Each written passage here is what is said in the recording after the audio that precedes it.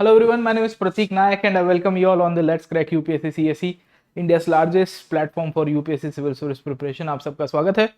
हम लोग ने पिछले क्लास के अंदर एनसीईआरटी को शुरू किया था, उसी को ही कंटिन्यू करेंगे और मौर्यज एम्पायर या मौर्यन एज, जिसे हम लोग हिस्ट्री के अंदर बहुत ही इंपॉर्टेंट पीरियड के रूप में पहचानते हैं, उसकी चर्चा कर रहे थे। अगर आपको पिछले क्लास याद होगा तो मैंने आपको मौर्यन पीरियड के बारे में काफ़ी सारी बातों को डिस्कस किया था और आपको बताने की कोशिश की थी कि इनकी ओरिजिन कैसे होती है। हमने इनकी पॉलिटिकल हिस्ट्री के बारे में भी देखा था। हमने आपको ये बताया था कि इनके सोर्सेस कौन से इंपॉर्टेंट, और सोर्सेस के अंतर्गत मैंने आपको बताया था कि इनके इंस्क्रिप्शंस का भी खुद का बहुत महत्व है सर। ठीक है, तो आज जो है हम लोग मौर्यन एम्पायर को फिर से कंटिन्यू करेंगे and will try to see the role of inscriptions and will see के इंस्क्रिप्शंस का महत्व क्या है। अशोक बेसिकली ये जो इंस्क्रिप्शंस है उसको किस तरह से लगवाता है और ये इंस्क्रिप्शंस के द्वारा अशोक क्या मैसेज करना चाहता है। तो will be focusing on the Mauryan period. हम लोग देखने की कोशिश करेंगे कि मौर्यन पीरियड के अंतर्गत ये जितने भी इंस्क्रिप्शन इशू किए गए उसकी क्या प्रासंगिकता है और मौर्यन एज कैसे चलती है सर। ठीक है, तो हमने जब एनसीईआरटी की सीरीज की शुरुआत की थी तो एज ऑलवेज मैंने आपको क्रोनोलॉजी के हिसाब से पढ़ाया है, क्योंकि इतिहास में आधे से ज़्यादा बच्चों के साथ तो दिक्कत ये होती है कि वो क्रोनोलॉजी ही रिकॉल नहीं कर पाते। उनको यही समझ में नहीं आता कि भाई कौन सी घटना पहले हो रही है, कौन सी बाद में हो रही है सर। ठीक है, तो as a part of the historical traditions हमने आपको पूरी की पूरी क्रोनोलॉजी बताई थी और समझाने की कोशिश की थी कि कहाँ से स्टोन एज की शुरुआत होती है। स्टोन एज के अंतर्गत हमने आपको ये बताया था कि किस तरह से प्री हिस्ट्रिक इंडिया आता है। उसके बाद हम लोग इनफैक्ट इंडस वैली सिविलाइजेशन की तरफ गए।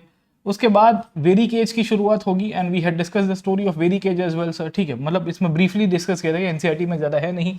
Then we saw the period of Mahajanapada sir, है ना। हमने यहाँ से प्रॉपर हिस्ट्री देखने की शुरुआत की थी और बताया था कि ये 16 महाजनपद का डेवलपमेंट कैसे हुआ। इनफैक्ट इसी के कंटेम्प्रेरी पीरियड के अंदर मैंने आपको ये भी बताने की कोशिश की थी कि बुद्धिज्म और जैनिज्म दोनों का डेवलपमेंट होता है सर। ठीक है, so we have discussed of the how Buddhism and Jainism emerge sir. ठीक है, और ये 16 महाजनपद में से इवेंचुअली एक महाजनपद अपना एम्पायर बनाएगा जिसे हम लोग कहते हैं मौर्यन सर। ठीक है, तो कल के क्लास के अंतर्गत मैंने आपको मौर्यन एम्पायर के बारे में डिस्कस करने की शुरुआत की थी और पिछले दो क्लासेस के अंतर्गत मैं आपको यही समझा रहा हूँ कि मौर्यस की महत्व क्या है, इनकी प्रासंगिकता क्या है। ठीक है, तो हम लोग एनसीईआरटी को ही कर रहे हैं, पर एनसीईआरटी को रीडिंग बिटवीन द लाइंस कर रहे हैं और मैं एक्स्ट्रा भी करवा रहा हूँ, क्योंकि मेरा इंटेंशन ये है कि आप यहाँ भले यूट्यूब से ही पढ़िए पर उसको प्रॉपरली कंसोलिडेट करके पढ़िए और हो सके उतने क्वेश्चंस आप सॉल्व करें सर। ठीक है ना, तो हम लोग अभी कल का या परसों का सेशन हम लोग लेंगे where will be discussing the MCQ related to the questions, है ना। तो इसके रिलेटेड जो भी प्रश्न आए हैं उसके ऊपर भी हम लोग चर्चा करेंगे सर, है ना। तो आप देखोगे तो महाजनपद है वो 600 बीसी ऑनवर्ड्स का पीरियड है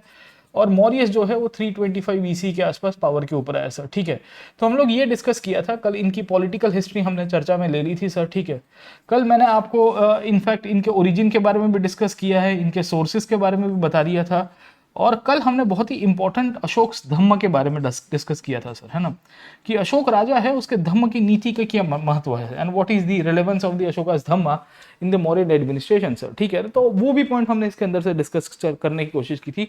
आखिर के अंदर अगर आप समझने की कोशिश करोगे the last point that we had discussed Ashoka's dhamma के बाद की जो पॉइंट हमको यहाँ पे दिखेगी वो था इनका एडमिनिस्ट्रेशन सर। ठीक है ना, और कल के क्लास के अंतर्गत मैं आपको बता रहा था कि ये जो एम्पायर है, ये एम्पायर बिल्डिंग में एडमिनिस्ट्रेशन की अपनी प्रासंगिकता बहुत है सर, है ना। The role of administration is very huge in the empire building process. ठीक है, तो हम वहां से ही कंटिन्यू करेंगे।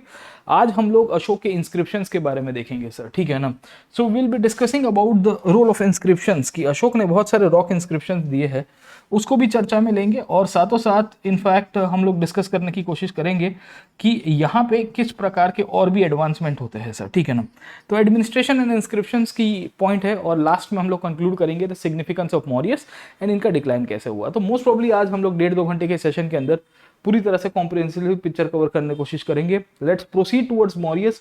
Before that a very important announcement I want to make with you, that is my history optional course. I am launching a course on history optional very soon. Very soon का मतलब है, मतलब हो गया है, 14 जुलाई से हमने शुरू कर दिया है। खैर, तो आई am launching a course on history optional जो इंडिया के इनफैक्ट है ना टॉप मोस्ट प्लेटफॉर्म है अनअकैडमी, उसी के ऊपर आपको मेरे कोर्स मिलेगा।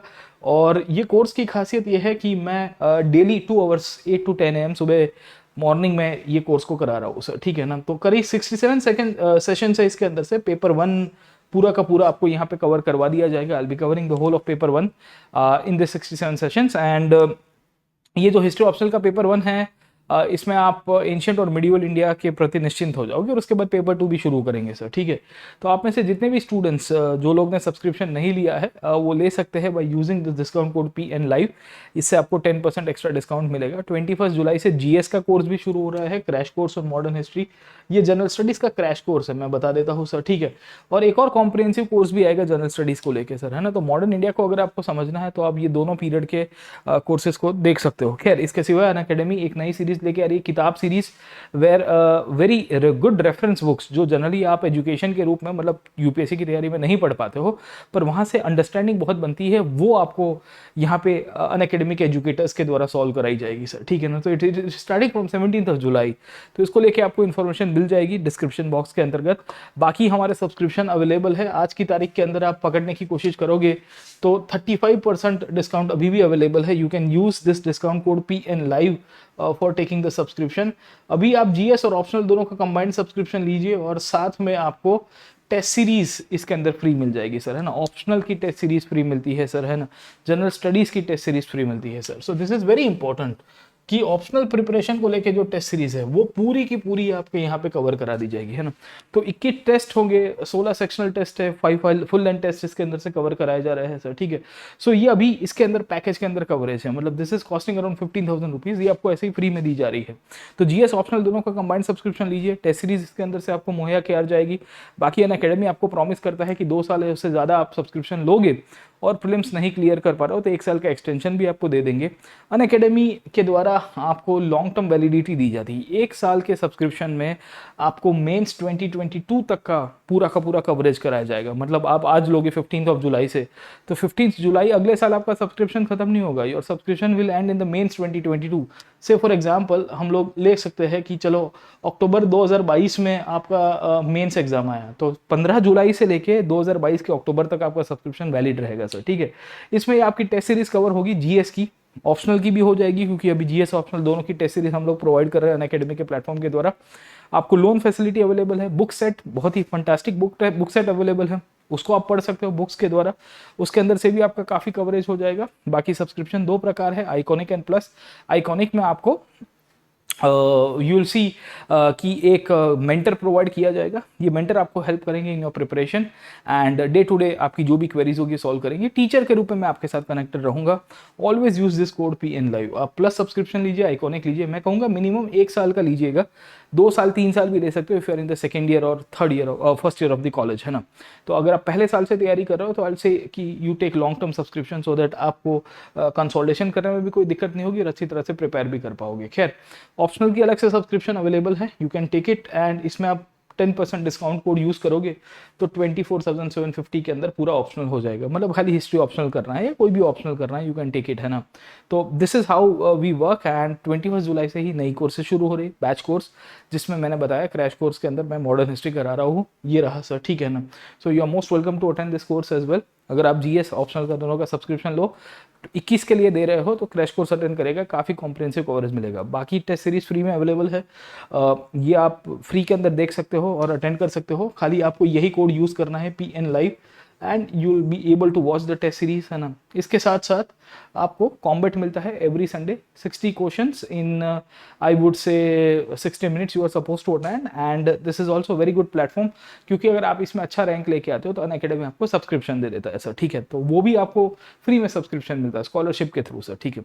तो आप मेहनत करिए, हम आपके लिए कोई ना कोई रास्ता निकालेंगे, आप हमारे साथ जुड़िए and you will be able to fulfil your dream of clearing this examination sir. चलिए आगे चलते हैं, आगे क्लास के अंदर। और हमने पिछले क्लास के अंदर क्रोनोलॉजिकल डेवलपमेंट देखा था और आपको बताने की कोशिश की थी कि अशोक का पीरियड कहाँ से कहाँ तक रहता है सर, ठीक है। तो आप याद करिए पिछले क्लासेस को, please try to recall the previous classes. And मैंने आपको ये मौर्यस के बारे में ऑलरेडी पढ़ा दिया है। तो कल हमने अशोक के धम्म के बारे में पढ़ा था और फिर मैंने आपको बताने की कोशिश की थी कि इनका एडमिनिस्ट्रेशन काफ़ी अद्भुत था, और ये एडमिनिस्ट्रेशन अच्छा था, इसके कारण क्या होता है कि ये लोग एम्पायर बना पाते हैं सर, ठीक है ना। कि without building the administration they won't be able to create an empire, है ना। कोई भी शासक होता है उसके लिए सबसे बड़ी चुनौती ये होती है कि भाई मेरा प्रशासन अच्छा करूँ, प्रशासन अच्छा करूँगा तो पॉलिटिकल कंसोलिडेशन हो जाएगा सर, ठीक है। तो मैंने आपको बताया था कल के क्लास के अंतर्गत कि ट्रेड एंड कॉमर्स को बढ़ावा देना, एडमिनिस्ट्रेशन के अंतर्गत कौटिल्य की नीति को फॉलो करना, हमने ये भी देखने की कोशिश की थी कि यहाँ पे कनेक्टिविटी को काफ़ी फोकस किया गया था और रिवर रूट्स को डेवलप किया जा रहा है सर। हमने ये देखने की कोशिश की थी कि ये मॉरियस के द्वारा ही इनफैक्ट हाईवेज को डेवलप किया जा रहा था। तो multiple points were covered by the Mauryan period and this is one of the reasons they were able to have a very good economic expansion. हमने ये भी देखा था कि इनके 4 प्रोविंशियल कैपिटल्स हुआ करते थे, याद आया कि नहीं आया?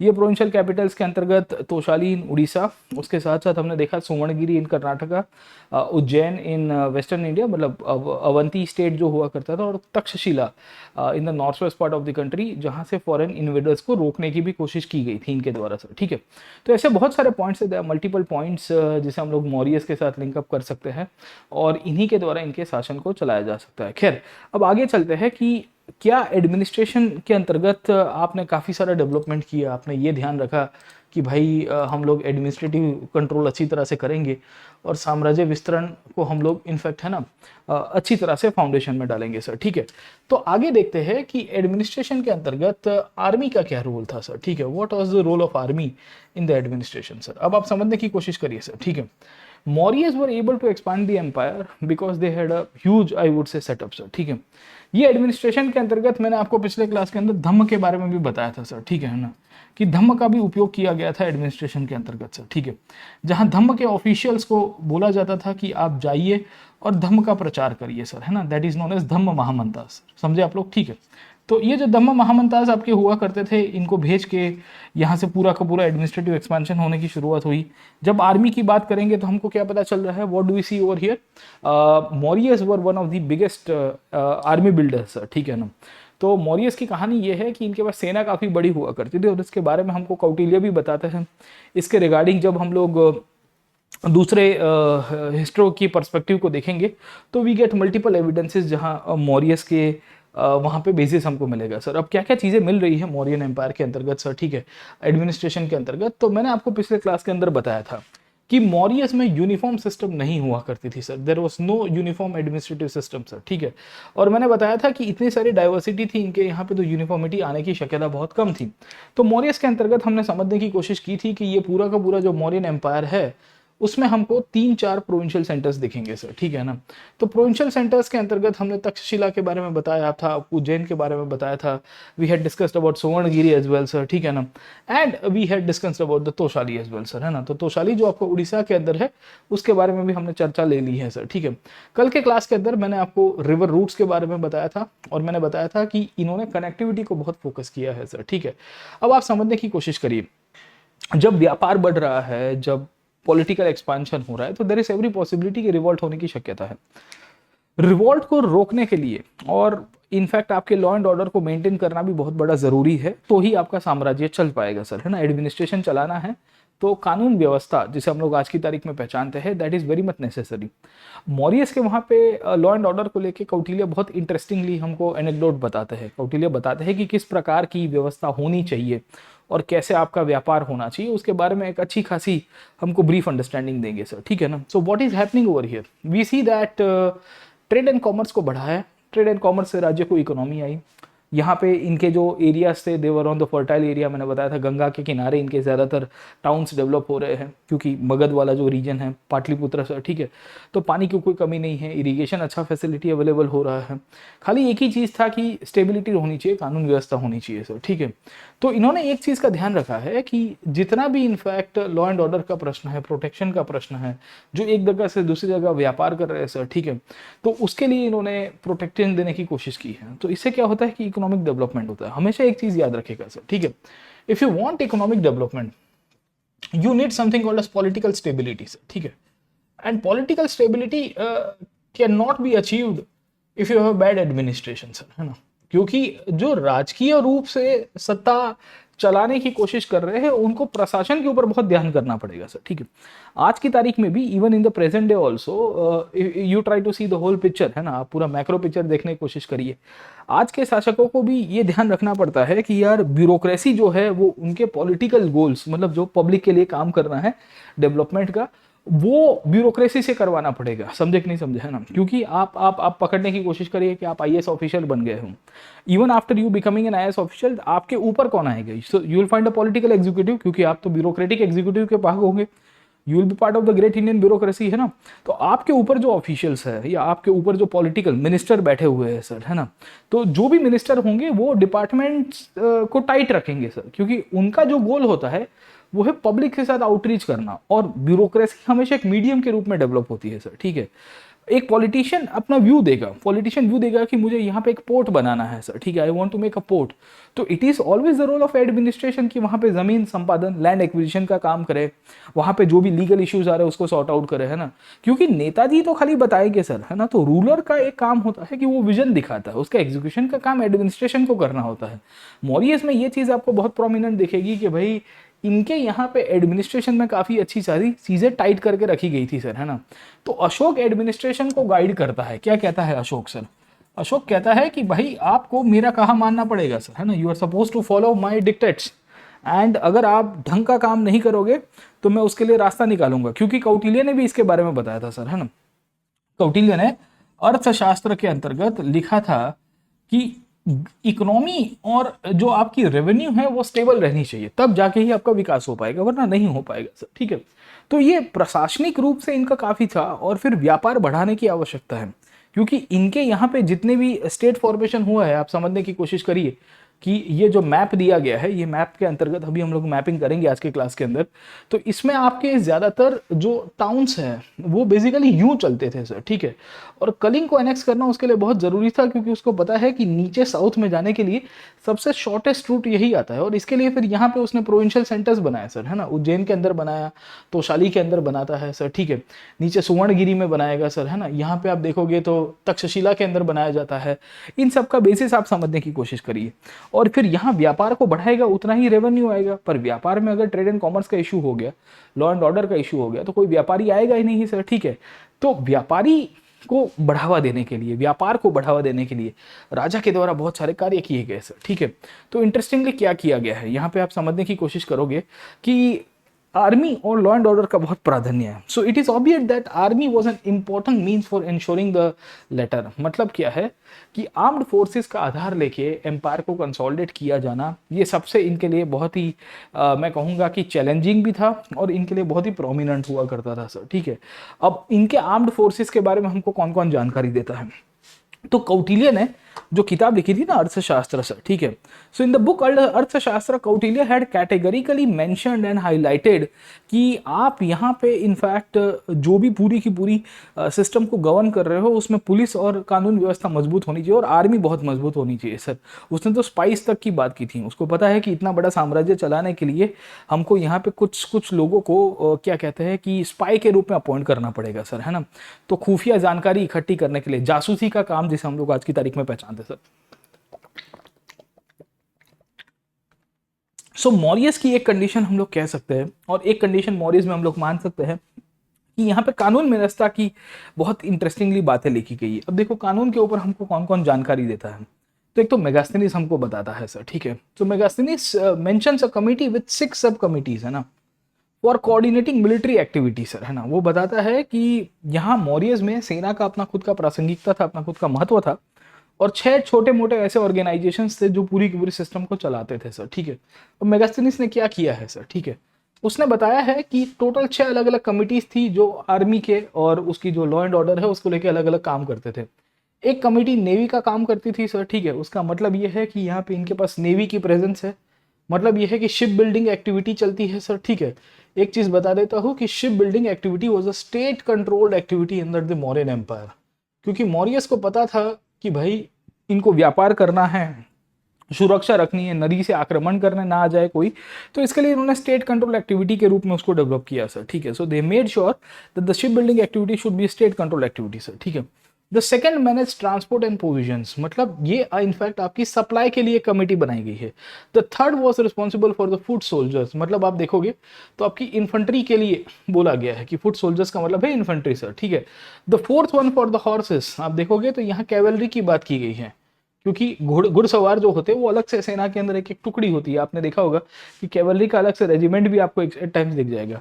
The fifth for the chariots and the sixth for the elephant. So you can imagine कि कितने सारे इनफैक्ट अलग अलग रोल हैं, कितने सारे डिपार्टमेंटलाइजेशन है, इतना डिटेल के अंदर आपको मौर्य का पूरा ब्रेकअप दिखेगा एडमिनिस्ट्रेशन के अंदर। इवन आज की तारीख में भी हमारे यहाँ पे जो भी आर्मी है या पुलिस डिपार्टमेंट है, उनके यहाँ पे भी अलग अलग आर्मी का एक सप्लाई कॉर्प्स है, you might be aware about the supply corps, AAC कहते हैं हम लोग सर, ठीक है ना। तो सप्लाई कॉर्प्स का काम ही होता है कि सब प्रोविजन जो ही है, आर्मी को खाना पीना चाहिए होता है सर, ठीक है। एक इंजीनियरिंग कॉर्प्स है जो उसकी टेक्निकल साइड को देखता है। सिग्नल रेजिमेंट है आर्मी के पास सर, ठीक है, आज की आर्मी के अंदर, कि जो सिग्नलिंग का कम्युनिकेशन का काम करता है, क्योंकि उनको पता है कि अगर कहीं पे युद्ध हो रहा है तो कनेक्टिविटी और कम्युनिकेशन होने की आवश्यकता है, आराम से मैसेज एक दूसरे को पहुंचा पाए सर, ठीक है। तो ये आपको इसके अंदर से बहुत प्रोमिनेंटली देखने को मिलेगी सर, गेटिंग माय पॉइंट, है ना। So what do we see कि जो पहली कमेटी हम लोग देखने की कोशिश करते हैं, ये कमेटी के अंतर्गत इसमें अलग अलग रोल आपको दिख जाएंगे सर, गेटिंग माय पॉइंट और नॉट, है ना। तो एक कमेटी आपकी आर्मी के लिए आपको यहाँ पे दिखेगी। दूसरा मेगास्थनीज लिखता है कि द सेकंड सब कमिटी वर रेदर वेरिड सर, है ना। तो इसका जो काम था वो थोड़ा अलग प्रकार का था। The second com committee was looking for arranging of bullock carts to carry the equipments, procuring food for soldiers, fodder for animals and recruiting servants and artisans to look after the soldiers. मतलब आप समझने की कोशिश करिए कि ये जो second committee है जो सप्लाई एंड प्रोविजंस का काम कर रही है, उसका काम क्या था, वो किन किन चीज़ों का सप्लाई करती थी, वो सैनिकों के लिए क्या कार्य करती थी सर, ठीक है। तो यहाँ से क्वेश्चन आपको पूछेगा, they will ask you direct a question कि which of the following things were actually highlighted by Megasthenes when he stayed in Pataliputra. क्योंकि मेगास्थनीज ने कौन सी किताब लिखी थी, याद करिए, तो हमने आपको बताया था इंडिका नाम की किताब लिखी थी सर, है ना। So when he wrote a book called as Indica, he highlighted कि how the administration was run in the Mauryan period sir, ठीक है। तो of his brief stay in India, Megasthenes करीबन 6-7 साल तक भारत में रहता है। इस पीरियड के समय पे मेगास्थनीज ने काफ़ी सारी चीज़ों को हाईलाइट करते हुए बताया सर, ठीक है। तो उसमें ये सब कमिटीज़ के बारे में बताता है। ये कहता है कि देखिए ये टोटल 6 कमिटीज़ है अलग अलग, समझे कि नहीं समझे। एक हाथी का, चैरियट्स का, घोड़े का, फुट सोल्जर्स का काम करती है, और एक ट्रांसपोर्ट है। और ट्रांसपोर्टेशन की जो कमेटी वो क्या काम करेगी सर, ठीक है, वो बुलॉक कार्ट्स को ध्यान रखती है। मतलब डोमेस्टिकेशन ऑफ एनिमल्स की बात की है, क्योंकि एक जगह से दूसरी जगह आपको बड़ी मात्रा में हेर फेर करना होता है सामान, तो you need some kind of I would say cards, और you need some kind of carriage vehicle जो आपको एक जगह से दूसरी जगह लेके जाए। तो उस टाइम पे तो ट्रक अवेलेबल नहीं थी या टेम्पो अवेलेबल नहीं था, तो यही बैलगाड़ी से एक जगह से दूसरी जगह लेके जाते थे, ठीक है। सैनिकों के लिए खाना चाहिए, so an army marches on the stomach, आपको भी पता होगा सर, ठीक है। कोई भी देश की सेना होती है, प्रदेश की सेना होती है, वो पेट के बल से चलती है, पैर के बल तो बाद में चलेगी सर, ठीक है। अगर आपके इंजन के अंदर आप ईंधन पानी ना डालो तो इंजन आगे नहीं बढ़ेगा सर, ठीक है। पहिए तभी घूमते हैं बेटा, हमारे जो पैर है ना वो हमारे पहिए के समान है सर, ठीक है। our legs are like our I would say the wheel of a car, but our legs will only move when we'll fill in something in our stomach sir, है ना। हमारे पेट में कुछ चीजें जाएगी तो आगे चलेंगे। कोई भी देश की सेना आगे बढ़नी है तो आपको खाने की सप्लाई बहुत जरूरी है सर, ठीक है। मैं आपको ये क्यों बता रहा हूँ, दुनिया में बड़े बड़े युद्ध ऐसे हुए हैं जहाँ खाना पीना ना मिलने के कारण सैनिकों का मॉरल डाउन हो गया, और काफी सैनिक भूखे रहने के कारण कमजोर हो गए, और सेना जब कमजोर हो गई तो दुश्मन उसके ऊपर हावी हो गया। 2 पॉइंट्स के ऊपर आपको बताऊंगा वर्ल्ड हिस्ट्री के अंदर सर, ठीक है। एक पॉइंट आता है रशिया का सर, ठीक है। कहानी चलती है कि नेपोलियन ने पहली दफा रशिया के साथ 1800s में, अर्ली 1800s में एक ट्रीटी की थी, और उस टाइम पे अलेक्जेंडर जो रशिया का राजा था, जार, उसको कहा था कि हम दोनों भाई भाई हैं। Over a period of time Napoleon ने उसके ऊपर धावा बोल दिया। सो नेपोलियन जब रशिया के ऊपर अटैक किया, रशिया को समझ में आ गया कि बेटा हम टिक नहीं पाएंगे नेपोलियन की सेना के। And when the Russian soldiers were retreating, वो भाग रहे थे मॉस्को की तरफ, अपने घर की तरफ, अपने हेडक्वार्टर्स की तरफ, तो उन्होंने उनको पता था कि आज नहीं तो कल फ्रांस की सेना आ जाएगी, 1890s का 1800s का पीरियड है, और आके यहाँ पे वो अपना अड्डा जमाएगी। पर फ्रांस की सेना अगर यहाँ पे आती है पर खाना नहीं मिलेगा तो देयर इज एवरी पॉसिबिलिटी कि फ्रांस की सेना लंबे समय तक यहाँ टिक नहीं पाएगी सर, ठीक है। और यही हुआ सर, है ना, नेपोलियन के साथ यही हुआ कि वो सर्दियों के महीने के ऊपर आक्रमण कर रहा है, खाना नहीं मिल रहा है, क्योंकि रशियंस ने जो सप्लाई थे वो काट दिए थे, जो खेत हुआ करते थे एक टाइम के ऊपर उसको जला दिए थे। उसे हम लोग स्कॉर्च अर्थ पॉलिसी कहते हैं। क्या कहते हैं? स्कॉर्च अर्थ पॉलिसी, ठीक है। ये मराठास ने फॉलो किए थे जब अंग्रेजों के सामने फाइट कर रहे थे। आपको एक लड़ाई दिखेगी जिसे हम लोग कहते हैं the first Anglo Maratha war, 1775 से लेके 1782 तक का पीरियड है।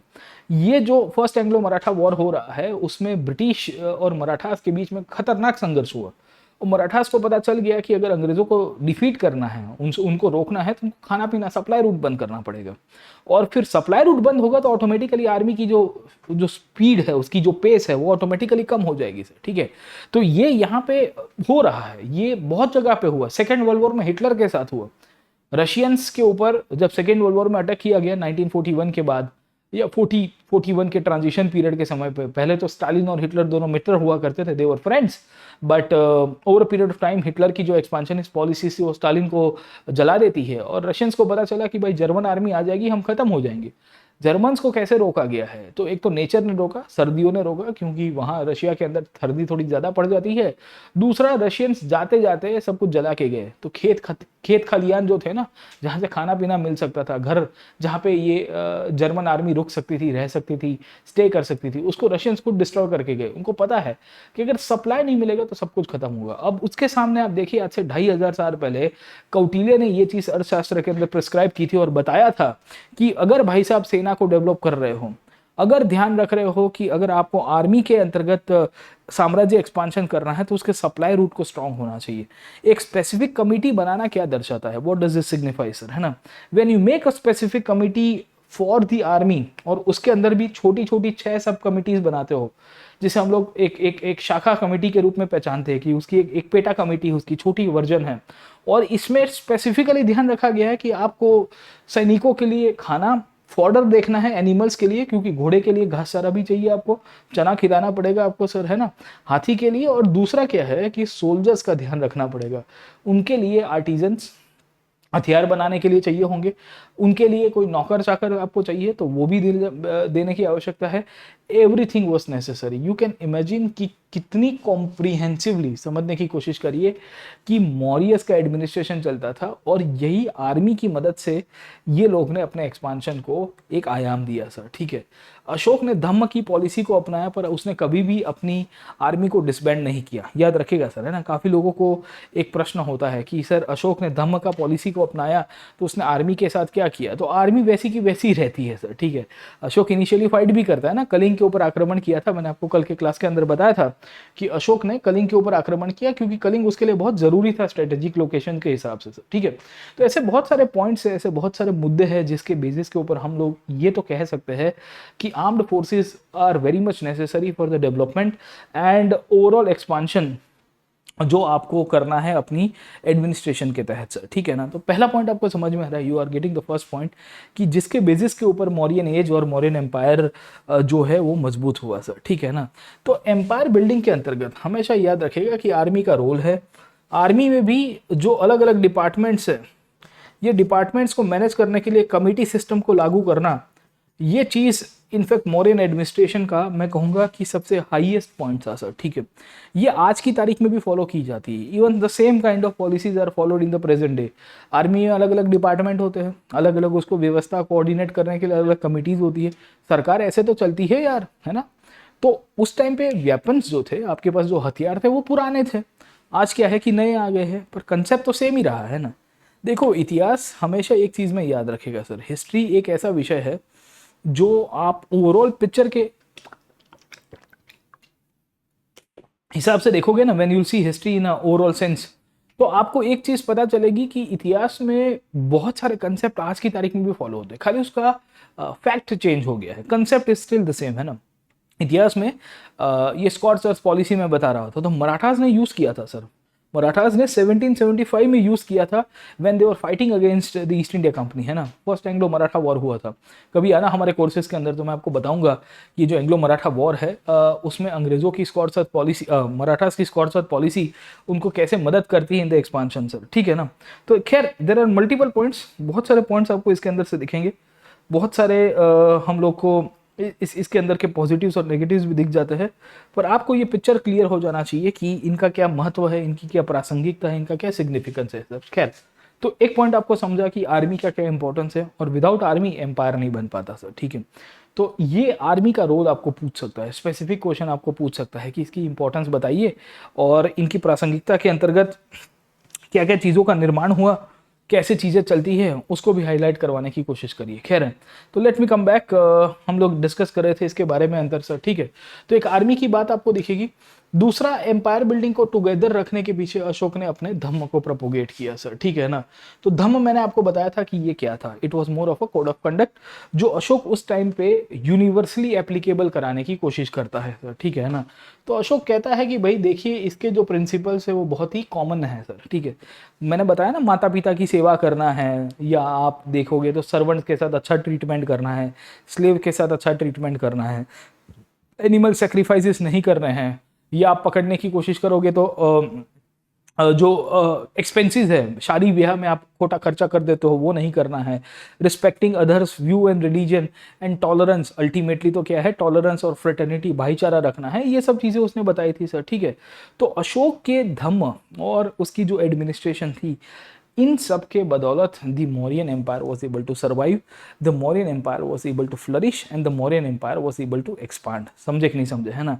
तो एक चीज़ याद रखेगा हमेशा कि हम लोग जब मौर्यस को देखेंगे, हम लोग जब मौर्यन एम्पायर को फाउंडेशन के अंदर भी समझेंगे, तो आपको ये चीज़ क्लियर रह जानी चाहिए कि इनकी प्रासंगिकता क्या है, इनकी प्रासंगिकता के अंतर्गत इनका एडमिनिस्ट्रेशन का रोल क्या है। अच्छा एडमिनिस्ट्रेशन आपको अल्टीमेटली एम्पायर बिल्डिंग में और पॉलिटिकल एक्सपांशन और कंसोलिडेशन में हेल्प करेगा, और इसमें लॉ एंड ऑर्डर का बहुत महत्व है सर, ठीक है। तो हाउ एम्पायर वाज बिल्ट, समझे कि नहीं समझे, याद करिए पिछले क्लास को सर, ठीक है। तो मैंने आपको बताया था कि एम्पायर कंसोलिडेशन जो है मौर्यस का वो कैसे हुआ। तो उसमें मैंने आपको बताया था कि इनिशियली अशोक ने लड़ाई की सर, ठीक है, वॉर के साथ, एंड एनेक्सिंग ऑफ स्टेट्स, काफी सारे राज्यों को इन्होंने अनेक्स कर दिया। जैसे नॉर्थ वेस्ट इंडिया को चंद्रगुप्त मौर्य ने अनेक्स किया था, साउथ को बिंदुसार ने किया था, उड़ीसा अशोक ने किया था सर, ठीक है। दूसरा आप देखोगे तो हम लोग इसके अंदर से लिखते हैं अशोकास धम्म, अशोकास धम्म। और ये धम्म क्या था, was it a new religion और separate religion? No, it was a code of conduct, हम लोग लिखेंगे it was a code of conduct sir, ठीक है ना। तो एक कोड ऑफ कंडक्ट के रूप में आपको अशोक का धम्म दिखेगा। इसके अंदर ही तीसरी पॉइंट हम लोग क्या लिखने की कोशिश करेंगे, एम्पायर कंसोलिडेशन के अंतर्गत मौर्यस क्यों स्ट्रांग हुए। तो इसमें हम लोग लिख सकते हैं एडमिनिस्ट्रेशन, और एडमिनिस्ट्रेशन के अंतर्गत, सेंट्रल एडमिनिस्ट्रेशन के अंतर्गत काफ़ी चीज़ों को डेवलप करना, और प्रोविंशियल एडमिनिस्ट्रेशन, और प्रोविंशियल में पावर सेंटर्स को क्रिएट करना। कहाँ कहाँ पे थे याद करिए। तो we had discuss Takshashila, Takshashila के साथ साथ दूसरा पॉइंट कौन सा डिस्कस किया था, याद करो सर, ठीक है, प्लीज रिमेंबर। हाँ, all the names, okay, Suvarnagiri, so you will find the name called Suvarnagiri. इसके साथ साथ हमने एक और नाम देखा था, याद करिए सर, कौन सा था सर, ठीक है, वो था Tosali, Tosali is in Orissa. And the final one when we try to see was Ujjain और अवंती सर। ये पावर सेंटर्स चारों के चारों उभर के आए, इसके कारण मौर्यस का कंट्रोल अच्छी तरह से रहा। सेंट्रल एडमिनिस्ट्रेशन पाटलिपुत्र से चलता था, और मैंने आपको बताया था कि पूरा नॉर्थ इंडिया फफड़ता था। साथों साथ इकोनॉमी, और इकोनॉमी के अंतर्गत रेवेन्यू सिस्टम बहुत बढ़िया सी। ये जो रेवेन्यू सिस्टम थी अर्थशास्त्र के अंदर दी गई थी, बेस्ड ऑन अर्थशास्त्र, जहां बोला गया था कि भाई फोकस करिएगा इसके ऊपर सर, ठीक है। दूसरा, ट्रेड एंड कॉमर्स को बढ़ावा देना, और ट्रेड एंड कॉमर्स को कैसे बढ़ावा दिया, bye maintaining law and order. और इन सब के पीछे आप पकड़ने की कोशिश करोगे तो आर्मी का डेवलपमेंट करना, जहां पे एम्पायर एक्सपांशन से लेके पॉलिटिकल स्टेबिलिटी देने से साथ साथ लॉ एंड ऑर्डर को भी कंट्रोल किया जाना। ये जितने भी पॉइंट आप देख रहे हो सर, है ना, all this points that you are seeing, this led to the final consolidation of the Mauryas. और उसमें अशोक का धम्म बहुत प्रोमिनेंट था, और अशोक अपने धम्म का प्रोपोगेशन करते करते मौर्यस जो है उसको बहुत ही स्ट्रांग और मजबूत वे के अंदर एस्टेब्लिश करेगा सर, ठीक है। तो पहला पार्ट आपको मौर्यन एम्पायर का क्लियर हो गया। You got the point clear कि भाई मौर्यस में एम्पायर कंसोलिडेशन क्या हो गया। तो ये एक आपका प्रश्न है। अब एक बच्चे ने, किसी ने कमेंट सेक्शन के अंदर पूछा है कि सर GS1 के अंदर, मेंस के अंदर ये एंशिएंट हिस्ट्री को इतना पढ़ने की आवश्यकता है कि नहीं है सर, ठीक है। तो देखिए एक चीज़ मैं बता देता हूँ, आप जितना मेंस से ट्रिक पढ़ोगे ना, मेंस इंटरव्यू एनालिटिकल, उतनी ही आपको हेल्पफुल होगी इन सॉल्विंग द क्वेश्चंस। आप खाली और खाली फैक्चुअल नेचर के क्वेश्चंस को याद करोगे कि फलानी जगह कहाँ पे आई हुई है और उसमें एक लाइन का जो वन लाइनर वाले जो क्वेश्चंस, तो उससे तो मैं आपको बहुत क्लियर कट बता देता हूँ, you will not get marks and you will not be able to solve the examination sir. ठीक है, क्वेश्चंस आप कभी क्लियर नहीं कर पाओगे। हार्डली एक दो क्वेश्चन ऐसे होंगे एट टाइम्स जो आप क्लियर कर पाओगे, बट उससे ज़्यादा आप क्वेश्चंस भी नहीं सॉल्व कर पाओगे क्योंकि इतने भारी क्वेश्चंस आते हैं सर। तो अभी भी बोल देता हूँ मैं आपको, फिर से रिक्वेस्ट यही करूँगा सर, ठीक है, कि आप हमेशा मेंस सेंट्रिक तैयारी करिए, एनालिटिकल तैयारी करिए, अपने माइंड को वो है ना कि ब्रेन वॉश करिए सर। ठीक है, सॉरी ब्रेन स्टॉर्मिंग करिए, ब्रेन वॉशिंग कहा सर, ठीक है, ब्रेन स्टॉर्म करिए। तो ट्राई टू ब्रेन स्टॉर्म, आप सोचिए कि भाई कहाँ से क्वेश्चन किस तरह से पूछे जा सकते हैं। अब क्या मेगास्थनीज के बारे में आपको नहीं पूछ सकता है कि ग्रीक ऑथर मेगास्थनीज ने काफ़ी सारी चीज़ें इंडिया में ऑब्जर्व की, उसने काफ़ी सारी चीज़ें इंडिया में देखी, तो there can be a possibility कि मेगास्थनीज जो जो चीज़ें देख रहा है और मेगास्थनीज जो जो चीज़ें ऑब्जर्व कर रहा है उसमें क्या सही है और गलत है सर। ठीक है ना, गेटिंग माय पॉइंट। तो इस प्रकार के क्वेश्चंस आपको आ सकते हैं, they can ask you this kind of questions, getting my point और नॉट, है ना। तो आप पिक्चर क्लियर रखिए इसके अंदर कि आपको कहाँ से क्वेश्चन मिलेंगे। हम लोग कल के क्लास के अंदर मैं आपको इसके मॉरियस के रिलेटेड प्रीवियस के क्वेश्चन कराऊंगा, तो आपको थोड़ा पिक्चर क्लियर होगा सर। ठीक है, अब आगे क्या लिखता है सर, है ना, इसके अंदर क्या क्या चीज़ें लिखी गई है सर। ठीक है, तो धम्म के बारे में उसने बताया है और उसका मानना है कि धम्म का आधार बनाते हुए लोगों का ध्यान रखा जाएगा। धम्म महामंतास को अपॉइंट किया जाता था उस टाइम पे, जिनको कहा जाता था कि आप जाइए और धम्म का मैसेज स्प्रेड करिए। तो धम्म का जो आइडिया है उससे मैं कहता हूँ आइडियोलॉजिकल बेसिस बनाया गया in the empire expansion and empire consolidation. याद रखेगा कि the message of dhamma was used in the ideological expansion and consolidation by Ashoka, है ना। तो अशोक के द्वारा काफी सारी चीजें हमको दिखती है। धम्म के बारे में मैंने आपको ऑलरेडी थोड़ा बहुत कल के क्लास के अंदर पढ़ाया है। धम्म का अलग अलग सिग्निफिकेंस है, धम्म के बहुत सारे डायमेंशन है सर। ठीक है ना, तो ये तो आपकी अशोक की पूरी कहानी आपको यहाँ से दिखेगी सर। ठीक है, इसके सिवाय हमको यहाँ पे काफी सारे बॉक्सेस दिखेंगे सर। ठीक है, और ये बॉक्सेस के अंतर्गत मेगास्थनीज ने क्या लिखा है उसके बारे में इनफैक्ट ये बताता है। अब देखिए मौर्य के अंदर में हमको बहुत सारे हिस्ट्रिकल सोर्सेज दिखते हैं ट्रेडिशनली, और ये हिस्ट्रिकल सोर्सेज के बेसिस के ऊपर से हम लोग हिस्ट्री को आइडेंटिफाई, जैसे मेगास्थनीज ने आर्मी के बारे में लिखा था सर। ठीक है, तो मेगास्थनीज और क्या लिखता है सर। ठीक है, of the great offices of the state, है ना, राज्य के ऑफिशियल्स की बात कर रहा है। Superintendent the river measure the lands as done in the Egypt and inspect the sluices by which water is let out from the main canal into the branches so that everyone may have an equal supply of it. This is very interestingly written sir. ठीक है ना, आप समझने की कोशिश करोगे, यहाँ पे एक शब्द बोला गया है सुपरिटेंडेंट, एक एचओडी है, एक लीडर है और वो वाटर मैनेजमेंट का काम कर रहा है सर। ठीक है, तो ये चीज मेगास्थनीज लिख रहा है, और मेगास्थनीज किसके पीरियड में इंडिया में आया था, चंद्रगुप्त मौर्य के पीरियड में सर। ठीक है, और ये चीज लिखते हुए वो क्या आइडेंटिफाई कर रहा है कि भाई साहब यहाँ पे जो सुपरिटेंडेंट है वो लैंड का मेजरमेंट करता था सर। ठीक है, और फिर बोल रहा है कि रिवर्स जो है उसको देख रहा है सर। ठीक है, इंस्पेक्टेड द स्लुइसेस, मतलब नदी के ऊपर गेट बनाए गए हैं जो पानी खेत तक लेके जाते हैं कैनॉल्स के अंदर सर। ठीक है, by which the water is let out from the main branch of the canal into the branches so that everyone may have an equal supply of it। मतलब आप सारी भाषा में आप पकड़ने की कोशिश करिए कि ये मेगास्थनीज बता रहा है कि यहां से एक कैनॉल जा रही है, ये कैनॉल के अंदर पानी है, और ये कैनॉल में से अगर दूसरे खेत के अंदर या दूसरी एक छोटी कैनाल निकालनी है तो उसका जो गेट है सर, है ना, यहाँ पे एक गेट आता है सर। आपने कैनॉल सिस्टम को देखा होगा, ये आपकी मेन कैनाल है, फिर यहाँ से ब्रांच कैनाल आती है सर। ठीक है, फिर सब कैनाल आती है, अलग अलग अलग उसकी शाखाएं बनती रहती है, और फिर से फॉर एग्जांपल यहाँ पे आपके खेत है, this are all the places जहाँ पे आपके फार्म आए हुए हैं सर, छोटे बड़े सर, है ना, किसी का एक फार्म यहाँ पे, एक फार्म यहाँ पे, एक फार्म यहाँ पे सर। ठीक है, तो ये क्या बता रहा है सर, ठीक है, कि भाई जब भी पानी छोड़ा जाता था तो यहाँ पे गेट लगता था, इसको हम लोग स्लूइस गेट कहते हैं सर, है ना, स्लूइस गेट याद रखेगा। ये स्लूइस गेट कैनॉल्स या वाटर मैनेजमेंट के लिए यूज होते हैं। इवन आप लोथल जाओगे ना, लोथल, तो लोथल के अंदर भी आपको स्लूइस गेट दिखता है, क्योंकि लोथल में पहले बोट आती थी अंदर की तरफ, तो पानी का लेवल मेंटेन करने के लिए, क्योंकि पोर्ट था ना, Lothal used to be a port, so because it was a port, तो पानी का लेवल मेंटेन करने के लिए और पानी को अच्छी तरह से सप्लाई देने के लिए इन्होंने बनाया था, हड़प्पन्स ने बनाया था सर। ठीक है, यहाँ पे भी यही बात हो रही है कि वाटर को मैनेज करने के लिए यहाँ एक ऑफिशियल होता था, और इससे हमको पता चलता कि यहाँ पे इफेक्टिव वाटर मैनेजमेंट था सर। पहली पॉइंट तो सर, ठीक है, मेगास्थनीज क्या बोल रहा है, वाटर मैनेजमेंट के बारे में बता रहा है और बोल रहा है कि भाई साहब यहाँ पे पानी की व्यवस्था काफी अद्भुत प्रकार की थी, हमको मजा आ गई सर। मजा आने का मतलब ये है कि you are getting many things out of that, है ना, समझे कि नहीं समझे। तो first thing is clear, he is talking about the water management, है ना।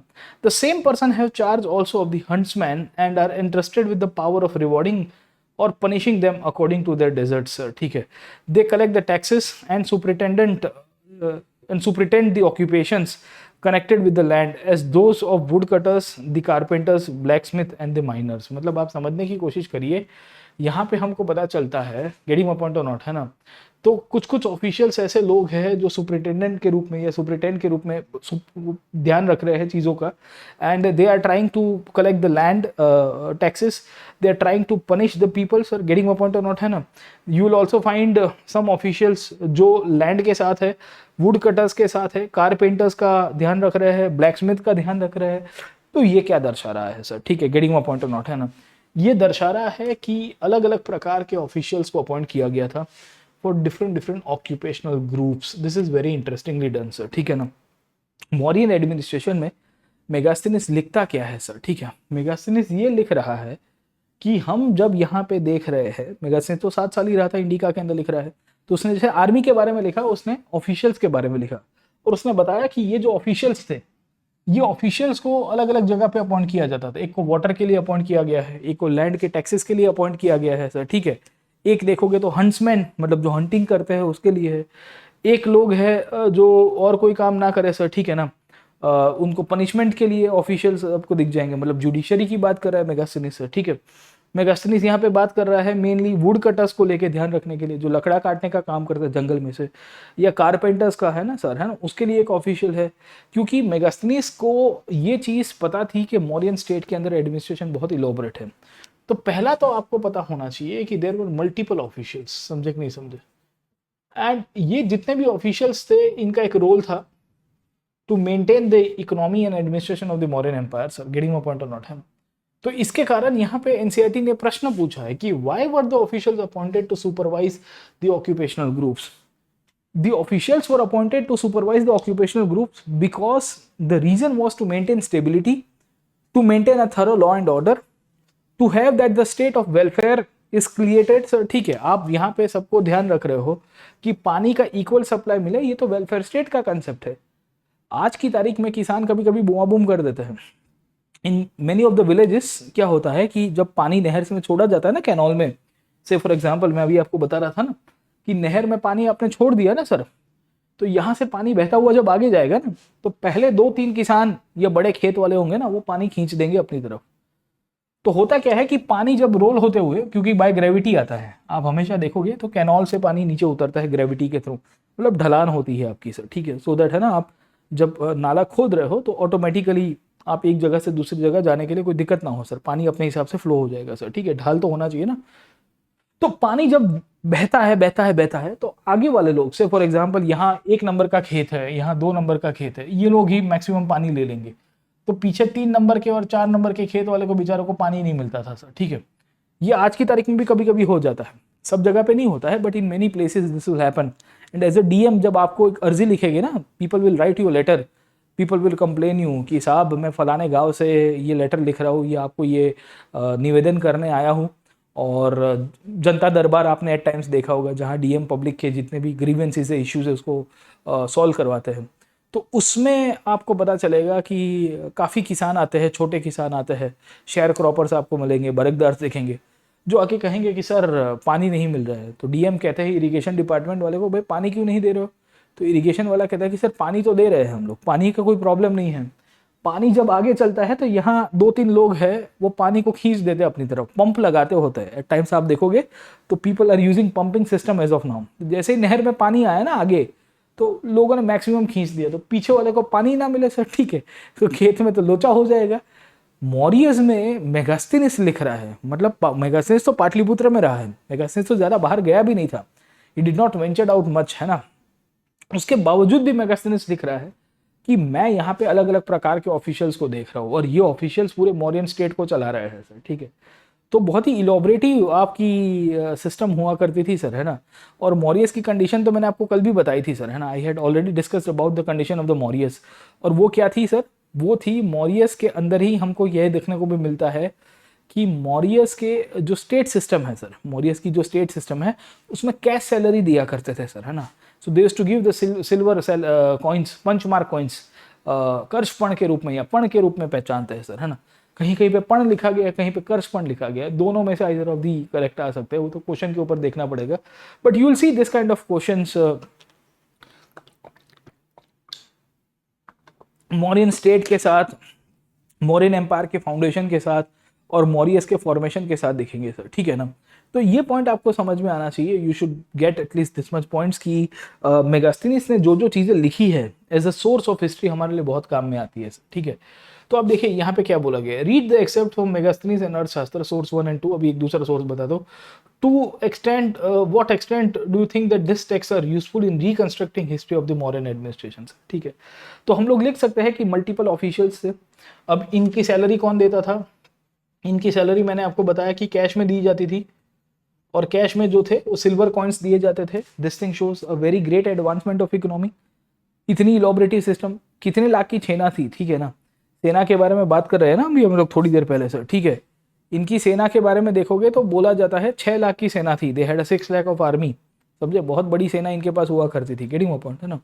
दूसरी चीज बहुत इंटरेस्टिंगली आप समझने की कोशिश करोगे तो यहाँ पे बोली गई है, the second thing that is been given over here that is from the Arthashastra sir, ठीक है। अर्थशास्त्र भी हमको एडमिनिस्ट्रेशन और मिलिट्री के बारे में जानकारी देता है। अभी हमने मिलिट्री के बारे में डिस्कस किया ना अभी थोड़ी देर पहले सर, ठीक है। So Arthashastra lays down minute details of administrative and military organisation. Arthashastra के अंदर बहुत सारी चीजें लिखी गई हैं। This is what it says about the capture of elephants, हाथी को कैसे पकड़ना है सर, ठीक है। अब आप देखिए मेगास्थनीज ने क्या बताया था, what Megasthenes actually talked about. Megasthenes कहता है कि भाई हाथी के लिए अलग से कमेटी थी, और हमने देखा था कि मगध एक ऐसा राज्य है जिसकी सेना में बड़ी बड़ी मात्रा में, बड़ी क्वांटिटी के अंदर हाथी हुआ करते थे। याद करिए पुराने क्लासेस को, मतलब पिछले क्लासेस को, लास्ट वीक 2-3 दिन पहले हमने लिया था जब मैंने आपको formation and foundation of Magadhan empire को पढ़ाया था। If you are able to recall the formation and foundation of Magadhan empire, तो उसमें मैंने आपको बताया था कि मगध की जो फाउंडेशन होती है, वो मगध की फाउंडेशन में इसका बहुत महत्व है सर, ठीक है ना, हाथी का, एलिफेंट्स का। अर्थशास्त्र में भी एक पूरी किताब के अंदर एक पूरा चैप्टर दिया है जहां पे कौटिल्य हाथी के बारे में लिखते हैं, ठीक है। और वो कहते हैं कि भाई हाथी को कैसे कैप्चर करना है, किस तरह से चलाना है, पूरी सिस्टम को हाईलाइट करेंगे सर। गेटिंग माय पॉइंट, है ना। तो क्या लिखा गया है, guards of the elephant forest assisted by those who rear elephants, those who enchain the elephants, those who guard the boundaries, those who live in the forest, as well as by those who nurse the elephants, shall with the help of 5 or 7 female elephants to trap in teethering wild ones, trace the whereabouts of herds of elephants by following the course of urine and dung left by elephants। मतलब आप पकड़ने की कोशिश करिए कि हाथी को पकड़ने के लिए कौटिल्य ने एक पूरी की पूरी थीसिस लिख दी है सर। और क्या लिखा गया है कि गार्ड्स ऑफ एलिफेंट फॉरेस्ट, पहले तो हाथी के आजू बाजू के फॉरेस्ट एरिया के गार्ड्स होने चाहिए, आरएफओ कहते हैं, रेंज फॉरेस्ट ऑफिशियल, या आपने डीएफओ नाम सुना होगा, डिविजनल फॉरेस्ट ऑफिशियल, है ना, जो आरएफओ के जस्ट ऊपर आता है सर, ठीक है, रेंज के जस्ट ऊपर आएंगे डिविजनल। ये मूवी आया था अभी रिसेंटली, आपने देखा होगा, शेरनी, तो उसमें डिविजनल फॉरेस्ट ऑफिशियल का रोल विद्या बालन ने प्ले किया है सर, ठीक है। तो वैसी कंडीशंस आपको यहाँ बोली गई है कि एक स्पेशल गार्ड्स हुआ करते थे जो जंगल के गार्ड्स थे, मतलब यहाँ पे फॉरेस्ट का एक अलग से डिपार्टमेंट है सर। गेटिंग माय पॉइंट, है ना, समझ में आ रहा है कि नहीं आ रहा है आपको। मतलब फॉरेस्ट का एक डिपार्टमेंट है भाई मॉडर्न एडमिनिस्ट्रेशन के अंतर्गत, जहां विशेष प्रकार के गार्ड्स हुआ करते थे, assisted by those who rear the elephant, मतलब एलिफेंट रेयरिंग का जो काम कर रहे हैं, महंत, हम लोग उसको महंत कहते हैं सर, ठीक है, आज की तारीख में, क्योंकि ये लोग को, यही लोग से हाथी कंट्रोल रह पाता है, और हाथी खतरनाक जानवर है सर, ठीक है। अगर आप हाथी को अपने वश में कर देते हो तो आजीवन आपके साथ रहेगा। आपने अभी रिसेंटली केरला का एक पिक्चर देखा होगा जहाँ पे एक महंत का मृत्यु हो गया, मतलब I would say person who was actually like no elephant को पूरा कंट्रोल करते थे, उसका ध्यान रखते थे, तो हाथी बेचारा रो रहा है, the elephant is literally crying, क्योंकि हाथी बहुत वैसे इमोशनल है, बहुत ही स्मार्ट है ना, एनिमल भी बहुत स्मार्ट है सर हाथी। खैर, तो those who enchain the legs of the elephants, कुछ कुछ लोग ऐसे हैं जो हाथी को बांधने का काम करते हैं, those who guard the boundaries, है ना, उसके आजू बाजू की बाउंड्रीज को, those who live in the forest as well as by those who nurse the elephants, जो हाथी का व्यवसाय करते हैं, उसको बड़ा करने का काम करते हैं, ठीक है। फिर बोला गया है कि इतने लोगों की टुकड़ी इकट्ठी करो, please try to have a group of so and so people, 5-10 लोग तो आराम से हो जाएंगे इसमें। विद द हेल्प ऑफ 5 और 7 female elephants to help in tethering the wild ones. मतलब अगर आपको कोई जंगली हाथी को पकड़ना है तो आपको फीमेल एलिफेंट्स के साथ जाना पड़ेगा उसको लियर करने के लिए, उसको रोकने के लिए सर, है ना। और फिर trace the whereabouts of the herds of elephants. आपको हाथी को ढूंढना है तो कहां से ढूंढोगे? Based on the following course of urine and the cow dung, sorry the dung, elephant dung which is left by them sir, है ना। तो हाथी ने जो भी अपना वेस्ट छोड़ा है उसको ट्रेस करिए, कितनी साइंटिफिक चीजें बताई है। और इस तरह से आप हाथी को पकड़ सकते हो और हाथी को पकड़ने के बाद अपनी सेना के अंदर इंक्लूड कर सकते हो सर। मेगास्थनीस जैसे ऑथर्स यहाँ पे लिखते हैं कि मॉरियस के पास 6 लाख फुट सोल्जर्स हुआ करते थे। कितने? 6 lakh foot soldiers. Can you imagine this point? 6 lakh foot soldiers रखना मतलब क्या है sir? What does this signify sir? Huge number, हाँ माय फ्रेंड। 30,000 कैवलरी, 30,000 के आसपास इनके पास सेना थी। 9,000 एलिफेंट्स वर देयर सर। समझे कि नहीं समझे? 30,000 घुड़सवार थे, 9,000 हाथी थे और 6 लाख की सेना थी। मतलब टोटल मिला के 6.5 लाख के आसपास तो इनके यहाँ पे ये संख्या होगी पूरी आर्मी की। और उसके एडमिनिस्ट्रेटिव को भी इसके अंदर ऐड करोगे तो कितनी बड़ी मात्रा हो जाएगी सर। तो मोटे मोटे तौर के ऊपर मेरी कहने की बात यही है कि अगर आप हिस्टोरी के आधार के ऊपर देखोगे तो सवाल ये आता है कि मौर्यन रूलर्स के पास बहुत बड़ी सेना थी। और इसके लिए एनसीईआरटी प्रश्न भी कहता है कि if the Greek accounts were true, what kind of resources do you think Mauryan ruler would require to maintain a large army? इतनी बड़ी सेना को मेंटेन करने के लिए रिसोर्सेज चाहिए कि नहीं चाहिए? खाना पीना चाहिए, आर्मी को रहने के लिए घर चाहिए, बैरक्स चाहिए ना, आर्मी कैंटोनमेंट में रहती है ना। तो कितनी सारी चीज़ें चाहिए सर आर्म्ड फोर्सेस को चलाने के लिए। हाँ भाई, कैसे कर पाओगे? How will you able to do that? How will you able to consolidate that? समझे है कि नहीं है आपको? ये बहुत ओपन एंडेड टॉपिक्स है सर, पर ये प्रश्न आपके लिए छोड़ के जा रहे हैं हम कि भाई इनको अगर समझना है और इनको देखना है तो कैसे देखोगे सर? अब कंपेयर करिए कि ये आपको कैसे हेल्प करते हैं in the reconstruction of history. अर्थशास्त्र की हाथी की कहानी मैंने अभी आपको बताई, ये आप पकड़ने की कोशिश करोगे तो मौर्यन पीरियड के अंतर्गत मैंने आपको ये बताने की कोशिश की कि राजा के द्वारा जो ऑफिशियल्स थे उन्होंने मेगास्थनीस ने क्या लिखा। तो सब अपने हिसाब से मौर्यन एडमिनिस्ट्रेशन के बारे में लिखते हैं, but strong administration with good economic and revenue system with I would say risk taking kings, also the development of provincial centers, ultimately having a good army created the basis for the empire। और यहाँ से ही Mauryan empire बहुत आगे चला और बहुत मजबूत हो गया सर। पिक्चर क्लियर हो गया सर? ठीक है, तो ये पूरी की पूरी कहानी मौर्यन एम्पायर की थी कि मौर्यन एम्पायर कहाँ से कहाँ चलता है, उसका डेवलपमेंट कैसे हुआ और ये डेवलपमेंट के अंतर्गत किन किन प्रकार की बात की गई है। तो याद रखेगा एडमिनिस्ट्रेशन में आपको बहुत सारे एडमिनिस्ट्रेशन का कंसेप्ट दिखेगा।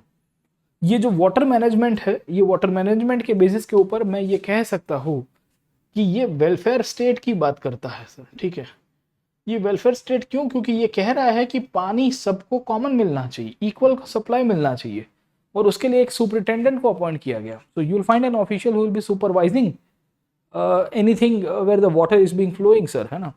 तो आज ये काम आपको इरिगेशन डिपार्टमेंट या तहसीलदार दिख जाएगा सर, है ना। सर्कल ऑफिशियल होता है एट टाइम्स, जहाँ पे किसान जाते हैं उनको कंप्लेन करने के लिए, भाई पानी मिल नहीं रहा है। बोले कौन लेके गया पानी? बोले कैनाल में पानी तो आ रहा है पर आगे वाले बड़े किसान हैं वो पानी लेके चले जाते हैं हमसे सर। ठीक है, तो खैर बहुत सारे पॉइंट्स आपको इनके बेसिस के ऊपर दिखेंगे। तो आपको एक ये पिक्चर पूरा क्लियर रह जाना चाहिए। You should have a very clear cut picture and idea about क्या हो रहा है इन द मॉरियस और मौर्यन एडमिनिस्ट्रेशन का सेटअप कैसे रहा है सर। ठीक है, तो हमने जब ये चैप्टर शुरू किया ना सर, है ना, जब ये हमने चैप्टर शुरू किया तो आपको 5-6 पॉइंट्स मुझे आपको पढ़ाने थे सर। ठीक है, और हम इनफैक्ट मौर्यस को कहाँ कहाँ से देखते हैं, तो मौर्यन पीरियड के अंतर्गत हम लोग 5-6 चीज़ों को हमने ऑलरेडी कवर किया है सर। ठीक है, तो 325 से लेके 185 BC तक का जो पीरियड ये मौर्यन पीरियड है, and during this period we had seen the origin of the Mauryas and we had seen the sources of the Mauryas. और सोर्सेज में मैंने आपको बताया inscriptions, they are very important source of the Mauryas. और इंस्क्रिप्शंस के साथ साथ जो दूसरा सोर्स हमने आपको डिस्कस किया था वो कौन सा था? We had discussed the second source जो मौर्यन एम्पायर के साथ पूरी तरह से डील करेगा, दैट वाज द लिटरेचर, है ना। तो वो देख लिया है हमने। इनकी पॉलिटिकल हिस्ट्री भी देख ली है। We had seen the political history of the Mauryas as well. Ashoka के बारे में मैंने आपको बता दिया है। अशोक के बारे में मैं आपको बताया था कि उसका धम्म क्या है सर, ठीक है। उसके बाद हमने आज एडमिनिस्ट्रेशन को कंप्लीट किया और उसके अंदर आर्मी को भी हमने देख लिया सर, ठीक है। इसी के अंदर आपको एक इकोनॉमी को भी देखना पड़ेगा। खैर इकोनॉमी डायरेक्टली आपके सिलेबस के अंदर, मतलब ये एनसीईआरटी के अंदर दिया नहीं है, बट आपको दो मोटे मोटे तौर के ऊपर बात कर सकते हो कि मौर्यस की अर्थव्यवस्था में टैक्स बेस बहुत ही वाइड था। तो एक चीज याद रखेगा कि इकोनॉमी स्ट्रांग थी इनके पास, अर्थव्यवस्था बहुत मजबूत थी। और कैसे मजबूत थी, तो मैं कहूँगा कि रेवेन्यू जो है वो काफ़ी वाइड बेसिस से आती थी। Sources of revenue were wide. ये कैसे था वाइड टैक्स बेस, तो मैंने बताया ना, कौटिल्य एक चीज़ को सिद्धांत बना के गए थे, even when he passed away, but he give this principle कि the tax should have minimum value but it should be implied on all the people. मतलब आप उसकी यूनिट वैल्यू 50% इनकम टैक्स करोगे तो कोई देगा नहीं, और देंगे भी तो विद्रोह कर देंगे 2-4 साल के बाद कि भाई इतना तो पैसा कौन लेके जाता है। तो पैसा कम लो पर सबसे लो, छोटा इंसान हो या बड़ा इंसान हो, वो जो भी व्यापार कर रहा है, जो भी पैसा कमा रहा है, उससे एक मिनिमम वैल्यू लेने की कोशिश करो। तो उससे दो फायदे होंगे, एक तो टैक्स बेस आपका बढ़ेगा, डाइवर्सिफिकेशन होगा, इकोनॉमी में एक स्टेबिलिटी मिलेगी, क्योंकि सोर्स ऑफ रेवेन्यू आपने फिक्स कर दिया कि सबके पास से लेना है, ऐसा नहीं कि खरी अमीर से लेना है या गरीब से लेना है, मिडिल क्लास से लेना है सर, ठीक है। तो ये मजबूत हुए, और ये मजबूत हुए जिसके कारण इनको काफी फायदा हुआ। इन्हीं के बेसिस के ऊपर मौर्यस को सबसे ज्यादा याद रखते हैं कि उनका जो एम्पायर बिल्डिंग हुआ है उसमें इंस्क्रिप्शंस का बहुत बड़ा रोल प्ले है सर, ठीक है। तो आज हम लोग अब कहाँ चले जाते हैं, will move to the almost second last topic of the Mauryan period in the Mauryan empire, that is the role of the inscriptions. कि भाई इनके यहाँ पे उनको बहुत सारे इंस्क्रिप्शंस दिखेंगे जो अशोक के द्वारा इशू कराए गए थे। You will find multiple inscriptions which was issued by Ashok, and the inscriptions which were issued by Ashok highlighted the significance of the Mauryan, I would say, empire building. It also signified the political consolidation of the Mauryas, है ना। तो empire building और political consolidation जो है, उन दोनों को ये दर्शाता है, उन दोनों को ये हाईलाइट करता है सर, ठीक है। So let's jump to that topic, and अब मैं थोड़ी बहुत आपको डिस्कस करूंगा, वो है मौर्यन इंस्क्रिप्शंस के बारे में सर, ठीक है।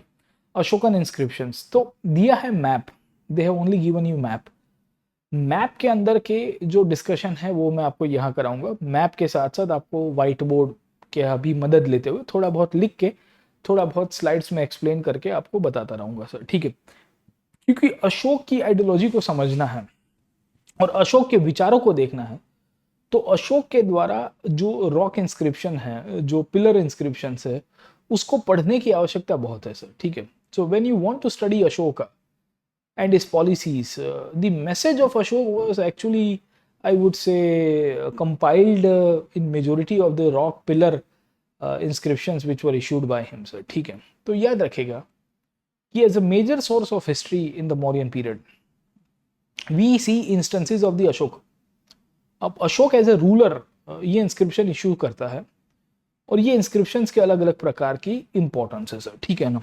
तो let's jump to the point of inscription, and for almost next 30-40 minutes will be seeing the significance of the inscription of the Mauryan period sir, ठीक है ना।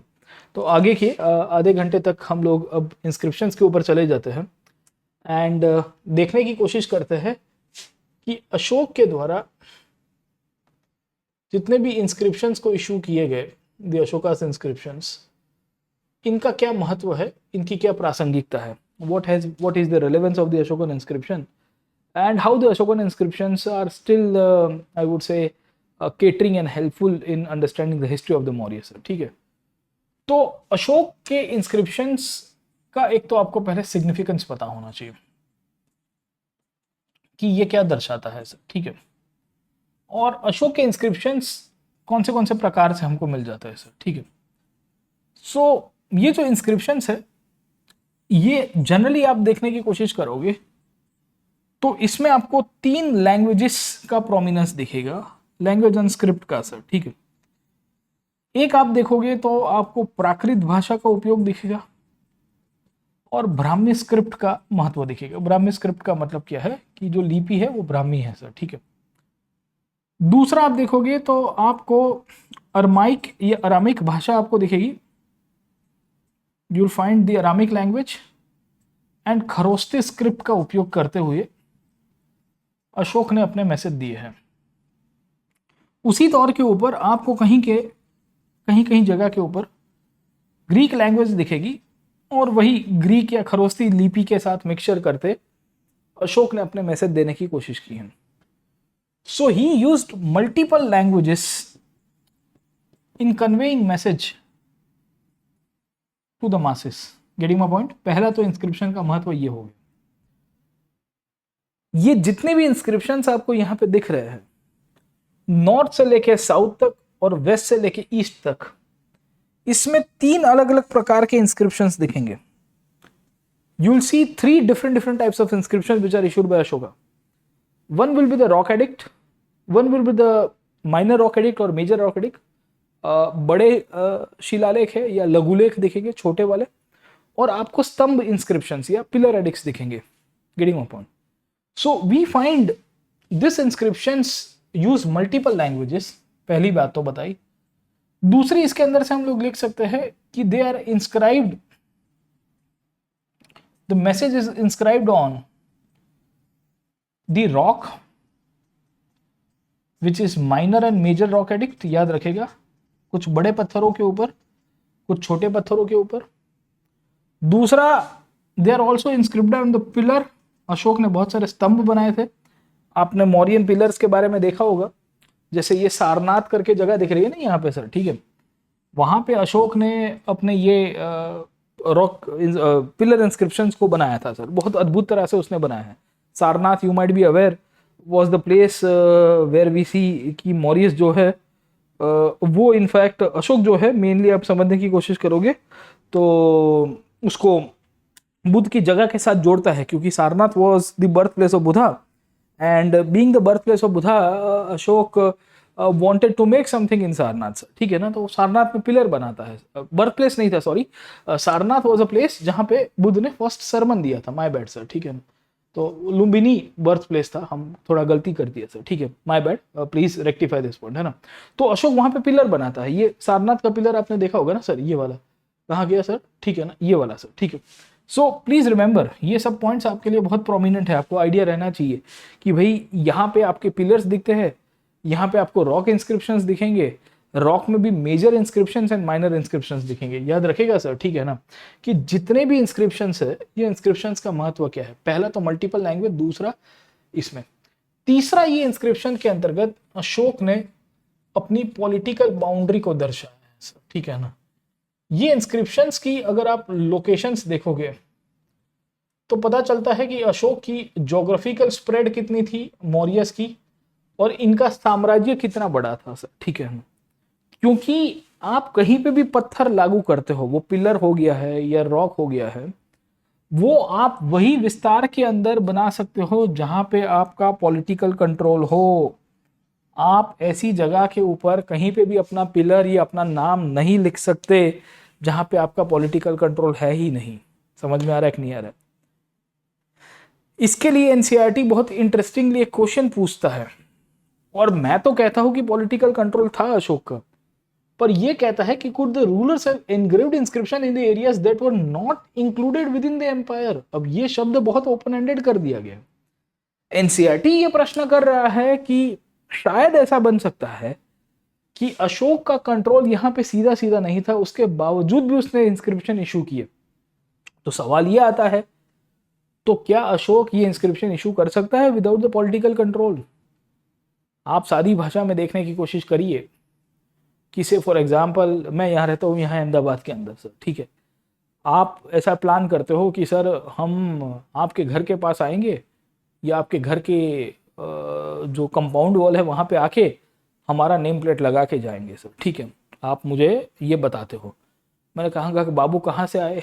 ठीक है, ये कंपाउंड वॉल हमारे नाम की है, आप क्यों अपना नाम लिखवाएंगे? आप बोलेंगे कि सर हम आए हैं, है ना, इलाहाबाद से आए हैं, we have come from Prayagraj. समझे कि नहीं समझे? तो do you think that I will allow putting your name in my compound wall? मेरे घर के पास साहब अपना नाम क्यों लिखवा रहे हो? आप जहां से आए हो वहां पे लिखवाओ। अगर आप मेरे ऊपर शासन कर रहे हो, अगर आप हाइपोथेटिकली मेरे ऊपर शासन कर रहे होते, तो मैं आपको मना नहीं कर सकता हूँ। I can not deny the fact, है ना, कि भाई ओ भाई साहब, गेटिंग माय पॉइंट, है ना। तो ये चीज के बेसिस को याद रखेगा सर, है ना, please remember all this points, कि अशोक के इंस्क्रिप्शंस की जो ज्योग्राफिकल लोकेशन है उसकी जियोपॉलिटिकल सिग्निफिकेंस समझने की कोशिश करिए। और जियोपॉलिटिकल सिग्निफिकेंस यही है कि ये चीज बताता है कि all this reasons, I would say directly, might be a possibility of indirectly will be under the Ashokan control। ये जितने भी प्रदेश है, नॉर्थ से लेके साउथ तक, वेस्ट से लेके ईस्ट तक, ज्यादातर ये सब प्रदेश अशोक के कंट्रोल में होंगे, तो ही वहां पे इंस्क्रिप्शन इश्यू करवाए जा सकते हैं। अगर आप विदाउट दी, आई वुड से, पॉलिटिकल कंट्रोल इश्यू करोगे तो कोई तोड़ देगा सर, ठीक है। तो ये पॉइंट आपको क्लियर रहना चाहिए कि ये इंस्क्रिप्शंस का महत्व क्या है, what is the significance sir, ठीक है। तो इनके सिग्निफिकेंस को देखिए तो कौन सा है, लैंग्वेजेस बहुत सारी यूज की गई है, अभी बताऊंगा कौन सी जगह पे कौन सी भाषा है। दूसरा, पत्थर के ऊपर लिखे गए हैं, छोटे पत्थर है और बड़े पत्थर है, लघुलेख एंड शिलालेख दोनों मिल जाएंगे सर, ठीक है। पिलर इंस्क्रिप्शन, खंबे दिख जाएंगे आपको, सारनाथ है, सांची है, रुमेंडी है, निगाली सागर है, लौरिया नंदनगढ़ है, अररिया है, बहुत सारे आपको जगह दिखेगी सर, है ना। संकीसा करके जगह दिखेगी आपको यूपी, वहां के अंदर से नॉर्थ में सर, ठीक है। दूसरा, उनकी ज्योग्राफिकल स्प्रेड दर्शाता है सर, ठीक है। चौथी पॉइंट, ये इंस्क्रिप्शंस के अंतर्गत याद रखेगा, उसका मैसेज बहुत मैटर करता है। और अशोक के एडिक्ट्स में दो मैसेज थे, एक तो अपने ऑफिशियल्स के लिए हुआ करते थे। अपने ऑफिशियल्स का मतलब है कि उसके जितने भी ऑफिशियल्स थे उसको अशोक ने ये इंस्क्रिप्शंस के थ्रू अपना मैसेज कन्वे कराया था। और ऑफिशियल्स को बताया था कि बाबू, the big brother is watching you. Indirectly उसने ऑफिशियल्स को बहुत सारे मैसेजेस कन्वे करा के अशोक ने ये बताने की कोशिश की थी कि आपको किस तरह से प्रशासन चलाना है। और it is more of a DPSP for you, directive principles of the state policy कहते हैं ना आज की तारीख में। सो अशोक कहता है कि भाई आपके जो ऑफिशियल्स है उसको कैसे चलाना है एडमिनिस्ट्रेशन, उसके लिए मैं मैसेज लेके जा रहा हूं। तो पिलर हो गया, या पकड़ने की कोशिश करोगे तो आपका रॉक इंस्क्रिप्शन हो गया वहां पे। दूसरा, उसने धम्म को प्रोपोगेट किया था। और धम्म कैसे प्रोपोगेट किया था?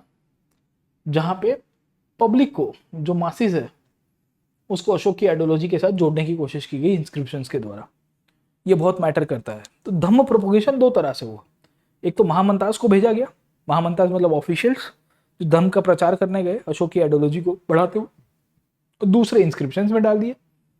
घर के बाहर एक राज्य के विस्तार में अशोक ने इंस्क्रिप्शंस डाले, और ऐसी जगह पे इनको डाला गया है। The location of the inscription was very interesting.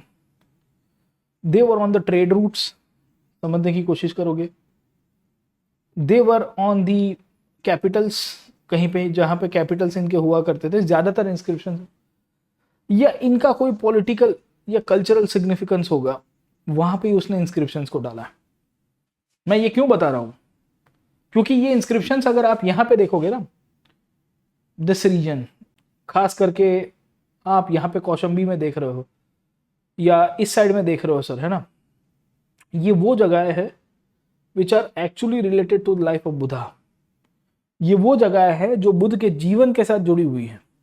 And Ashoka knew this point, Ashoka को ये चीज पता थी कि because this places are related to the life of Buddha, I need to make sure कि मैं यहाँ पे अपनी कॉन्ट्रीब्यूशन को मार्क कराऊं, क्योंकि मैं प्रियदर्शी हूँ, मैं बिलवेड ऑफ द गॉड हूँ, मैं देवम प्रियासी हूँ, है ना। इंस्क्रिप्शन पे अपने मैसेज में क्या लिखता था कि मैं तो देवम प्रिया हूँ, मैं तो देवों का प्रिय हूँ सर, ठीक है। So because I am Devam Priyasi, I highlight this point sir, getting my point, समझे कि नहीं समझे? तो ये चीज़ आपको पता होनी चाहिए, you should be very much clear कि इनका क्या इंपॉर्टेंस रहा है अशोक के इंस्क्रिप्शंस के अंदर। तो इंस्क्रिप्शंस में अलग अलग मैसेज अशोक ने दिए। ये इंस्क्रिप्शन में ऑफिशियल्स को लेके उसने एडमिनिस्ट्रेशन के बारे में बताया कि how to run the administration. उसने टैक्सेस के बारे में हाईलाइट किया, he highlighted about the taxes as well, कि भाई कैसे व्यापार करना है, किस तरह से शासन व्यवस्था चलनी चाहिए। गेटिंग माय पॉइंट है ना। इनकी पॉलिटिकल सिग्निफिकेंस है, इनकी रिलीजियस सिग्निफिकेंस है, इनकी कल्चरल सिग्निफिकेंस है, क्योंकि इनको वहां पे इंस्टॉल किया जा रहा है जहां पे बुद्ध के जीवन के साथ कुछ ना कुछ घटना जुड़ी हुई है। अशोक खुद बुद्ध बन गया था ना, मैंने आपको कल के क्लास के अंदर बताया था कि Ashoka converted to Buddhism after the Kalinga war. तो कलिंग में जब युद्ध हुआ उसके बाद Ashoka converted to Buddhism. So once Ashoka converted to Buddhism, एक पूरा फाउंडेशन क्रिएट किया गया कि भाई देखिए अब सिचुएशन ऐसी हो गई है कि अशोक जो है वो ग्रेजुअली इनफैक्ट यहाँ पे एक ऐसी सिचुएशन पे जा रहा है जहाँ वो चाहता है कंटिन्यूसली इनफैक्ट वो डेवलप कराने की कोशिश करेगा। एंड इन्हीं के बेसिस के ऊपर से वी डू गेट इंस्टेंसेस कि अशोक जो है वो अपना और एक्सपांशन और फाउंडेशन क्रिएट कराएगा सर। ठीक है, तो ये तो आपके इंस्क्रिप्शंस की कहानी हुई। अब ये इंस्क्रिप्शंस में मैंने आपको भाषा का महत्व बताया सर। ठीक है, और ये भाषा का महत्व क्या है उसके ऊपर थोड़ी बहुत चर्चा करते हैं कि अशोक के इंस्क्रिप्शंस में 3 भाषाओं का उपयोग किया गया है, Prakrit, Aramaic and Greek language sir. ठीक है, Prakrit, Aramaic and Greek language. Prakrit भाषा जो है वो भारत की स्थानिक भाषा, it's an indigenous language. Sanskrit और प्राकृत दोनों बोली जाती थी प्राचीन भारत में। Even in the period of Mahajanapada as well we see evidence of Prakrit language which was being spoken sir, dialect के रूप में। अरामिक लैंग्वेज जो है ये पर्शियंस लेके आए थे। पर्शियंस मतलब जो ईरानी लोग आए, कब आए थे ईरानीस? पर्शियंस इंडिया में आते हैं somewhere during this period sir. ठीक है, Persians will come to India somewhere in this period sir. ठीक है, सो वो यहाँ पे आते हैं, ये महाजनपद बन रहे थे सर। ठीक, उसके कंटेम्प्रेरी पीरियड में will see the Persian invasion will take place. जो ईरानी लोग हैं ना वो आते हैं सर। ठीक है, और उसके थोड़े टाइम के बाद will also find the Greek invasion as well sir. ठीक है, हमको जो दूसरा आक्रमण मिलता है वो कौन सा मिलता है? The Greek invasion sir. ठीक है ना, तो ये जब दोनों के दोनों आए, पर्शियंस आए ये अरामिक भाषा लेके और खरोस्ती लिपि लेके आए। और पर्शियंस के लिए कहा जाता है कि ये जो रीजन है, खास करके in this region there was good quantity of the Persian settlements. Persian settlement का मतलब है कि पारसी समाज के जो लोग थे वो यहाँ पे सेटल हुए थे इन सब रीजन से। तो अशोक ने ये ध्यान रखा कि ये जो नॉर्थ वेस्ट की एरिया है ना जहाँ पे पर्शियन सेटल हुए थे, उनको अगर मेरी बात कन्वे करानी हो, if I want to convey my message I use the Persian language for them. और उस टाइम पे कौन सी भाषा थी? अरामिक लैंग्वेज, अरामिक या Aramaic language which was spoken by the Persian people and the script was Kharosthi. उसने ये जो आपका मानशेर और शबासगढ़ी के जो रॉक इंस्क्रिप्शन है ना, बड़े वाले मेजर रॉक इंस्क्रिप्शंस, वहां पे उसने ध्यान रखा कि उसने अरमाइक लैंग्वेज के अंदर अपना मैसेज कन्वे किया एंड खरोस्ती लिपि का उपयोग किया। खरोस्ती इज द स्क्रिप्ट, लिपि, और एक भाषा है। जैसे मैं हिंदी बोल रहा हूँ, I am speaking Hindi and the script that I am using is English, है ना, तो बोलने लिखने में थोड़ी बहुत 19-20 हो जाती है, वैसी चीज उसमें आपको दिख जाएगी सर। ठीक है, दूसरा, कल मैंने बताया था स्क्रिप्ट और लैंग्वेज के बीच में डिफरेंस क्या है। दूसरा, कांधार एक ऐसी जगह है जहां पे ग्रीक्स भी आए थे। ग्रीक्स मतलब सिकंदर और वो सेलेकस निकोटर वाले लोग थे ना, यहाँ बड़ी क्वांटिटी के अंदर ग्रीक लोग भी रहा करते थे। तो अशोक ने देखा कि यार यहाँ पे ग्रीक लोग रहे हैं, there are good quantity of Greek people who are settled over here, तो ये जो ग्रीक ओरिजिन लोग हैं उनके लिए भी मेरा मैसेज जाना चाहिए। तो अशोक ने यहाँ कांधार के अंदर रॉक इंस्क्रिप्शन क्रिएट करवाया। रॉक इंस्क्रिप्शन का मतलब है कि उसने वहां पे एक बड़ा शिलालेख लगाया, वहां पे उसने बाइलिंगुअल मैसेज कन्वे कराने की कोशिश की। याद रखिएगा कि Kandahar inscription is very important because it's a bilingual inscription. Bilingual inscription का मतलब यह है कि ये 2 भाषाओं के अंदर हाईलाइट किया गया। इसमें अरामिक एंड ग्रीक दोनों का इंपॉर्टेंस दिखेगा। Aramaic for the Persian people and the Greek language for the Greek people. So Ashok made sure that he will not use one country, one language policy. Then where was the Prakrit language used in the inscriptions? Prakrit was used in this region. All this region had the significance of Prakrit language. यहाँ पे आपको प्राकृत और ब्रह्मी का mixture दिखेगा। ये जितने भी regions है ना, यहाँ पे प्राकृत भाषा का उपयोग करते हुए, ब्राह्मी लिपि का आधार बनाते हुए अशोक ने अपने इंस्क्रिप्शंस लगाए सर। Getting my point? समझे कि नहीं समझे? तो टोटल मिला के आप पकड़ने की कोशिश करोगे, अशोक के वहां पे हम लोग जब देखेंगे तो हमको बहुत सारे रॉक एडिक्स मिले हैं। रॉक एडिक्स का मतलब बेसिकली मैंने आपको बताया कि पत्थर के ऊपर आपको उसका डेवलपमेंट दिखेगा। तो हमको याद रखना है कि रॉक एडिक्स में जो मेजर रॉक एडिक्स है वो 14 की संख्या में है।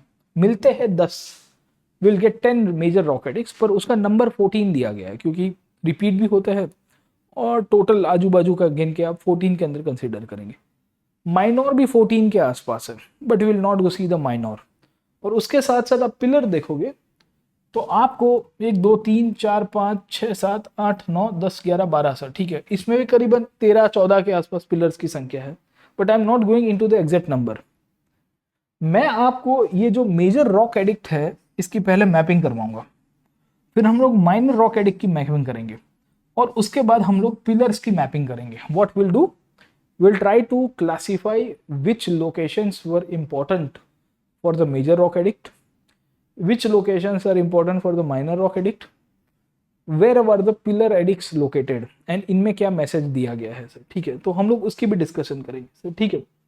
तो याद रखेगा कि द मेजर रॉक एडिक्ट पत्थर जो है, बड़े शिलालेख, वो 1 से लेके 14 नंबर के आपको देखेंगे। You will find rock edict number 1 to 14 total. इसको अलग अलग, इसके अंदर different messages are given, different messages Ashoka ने बताया है। ये मैसेज में अशोक ने कल्चर भी लिखा है, ये मैसेज में अशोक ने पॉलिटिकल एक्सपांशन भी दिया है, अशोक का धम्म के बारे में भी बताया है। देयर आर मदर पॉइंट्स, मतलब मल्टीपल पॉइंट्स इसके अंदर है सर, ठीक है ना। तो इसके रॉक एडिक्ट के अंदर टोटल 14 है, लोकेशन 10 अवेलेबल है। They are spread across 10 locations, they are spread across, याद रखेगा 10 डिफरेंट लोकेशंस। आपको पूछेगा डायरेक्टली कहाँ कहाँ पे रॉक एडिक्ट आए हुए हैं, ठीक है, और उसका सिग्निफिकेंस क्या है। तो when we see the rock edicts of number 1, number 2, number 3, हम वैसे नहीं देखेंगे, हम लोग लोकेशन वाइज देखेंगे। खाली उसका मैसेज क्या है वो मैं आपको बताऊंगा कि कौन से रॉक एडिक्ट में क्या क्या मैसेज अशोक ने बताया है, ठीक है। तो सबसे पहले नॉर्थ वेस्ट से हम लोग शुरू करेंगे, मैपिंग करने हैं। मैपिंग के अंदर जब हम लोग नॉर्थ वेस्ट से शुरू करते हैं तो you will find this place called as Kandahar. अभी बहुत न्यूज में है ना। You might be aware about Kandahar sir. Kandahar का इंपॉर्टेंस क्या है? This was the bilingual rock edict of Ashoka sir, है ना। इसमें बाइलिंगुअल इंस्क्रिप्शन है, और बाइलिंगुअल इंस्क्रिप्शन में कौन सी भाषा है? ग्रीक एंड अरमाइक भाषा बताई है। Address to foreign origin people, address to foreign origin people, विदेशी मूल के लोग अशोक के साम्राज्य में रहते थे, तो अशोक चाहता था कि उनको उनकी भाषा में समझाया जाए कि मेरा धर्म क्या है, मेरा विचार क्या है, मेरा आइडियोलॉजी क्या है। दूसरे दो मैंने आपको रॉक एडिक्ट बताए, पाकिस्तान वाले रीजन में आपको दिखेंगे Mansehra and Shahbazgarhi. Please remember this point, Shahbazgarhi sir, ये आज के नॉर्थ वेस्ट पाकिस्तान में चले गए। Kandahar is in Afghanistan. उसके बाद यूं आ जाइए, उत्तराखंड के अंदर कलसी दिखेगा, you will find Kalsi which is in Uttarakhand sir, ठीक है ना। उसके साथ साथ आप थोड़े नीचे की तरफ आओगे, यहाँ पे आपको गिरनार इंस्क्रिप्शन दिखेगा, वेरी फेमस। इनफैक्ट गिरनार का इंपॉर्टेंस ये है कि in the Girnar inscription James Prinsep ने इसको सबसे पहले डेसिफर किया था। जेम्स प्रिंसेप की कहानी मैंने आपको बताई थी ना पिछले क्लास में, 1837 में। तो Girnar inscription was the first inscription to be deciphered. सबसे पहले उसका डेसिफर करने का काम गिरनार इंस्क्रिप्शन का हुआ था इसके द्वारा। गिरनार इंस्क्रिप्शन की दूसरी कहानी याद रखेगा कि this is the same inscription which gives the message of Ashok. इसमें अशोक का मैसेज है, प्राकृत भाषा के अंदर आपको दिखेगा सर, ठीक है ना, क्योंकि प्राकृत ब्राह्मी का मिक्सचर चलता था इंडिया में। फिर अशोक का मृत्यु हुआ, मौर्यस का डिक्लाइन हुआ, तो यही रीजन के अंदर आपको शक डायनेस्टी दिखेगी। शक वेस्टर्न तरफ से आपको दिखते हैं, और ये शक लोग जो थे शकास के रूप में हम लोग को देखने को मिलेंगे। ये सेंट्रल इंडिया से, सेंट्रल एशिया से आए हुए कम्युनिटी थी। ये जो शक डायनेस्टी के जो लोग हैं, इनमें एक राजा दिखेगा रुद्रदामन, ठीक है ना, रुद्रदामन। रुद्रदामन करके जो राजा है, वो गिरनार के अंदर अशोक का जो इंस्क्रिप्शन आया हुआ है ना, गिरनार में जो अशोक का इंस्क्रिप्शन आया है वहां पे वो संस्कृत लैंग्वेज में अपना मैसेज छोड़ता है. So we find the Girnar inscription is famous for the Sanskrit language and the message given sir. ठीक है.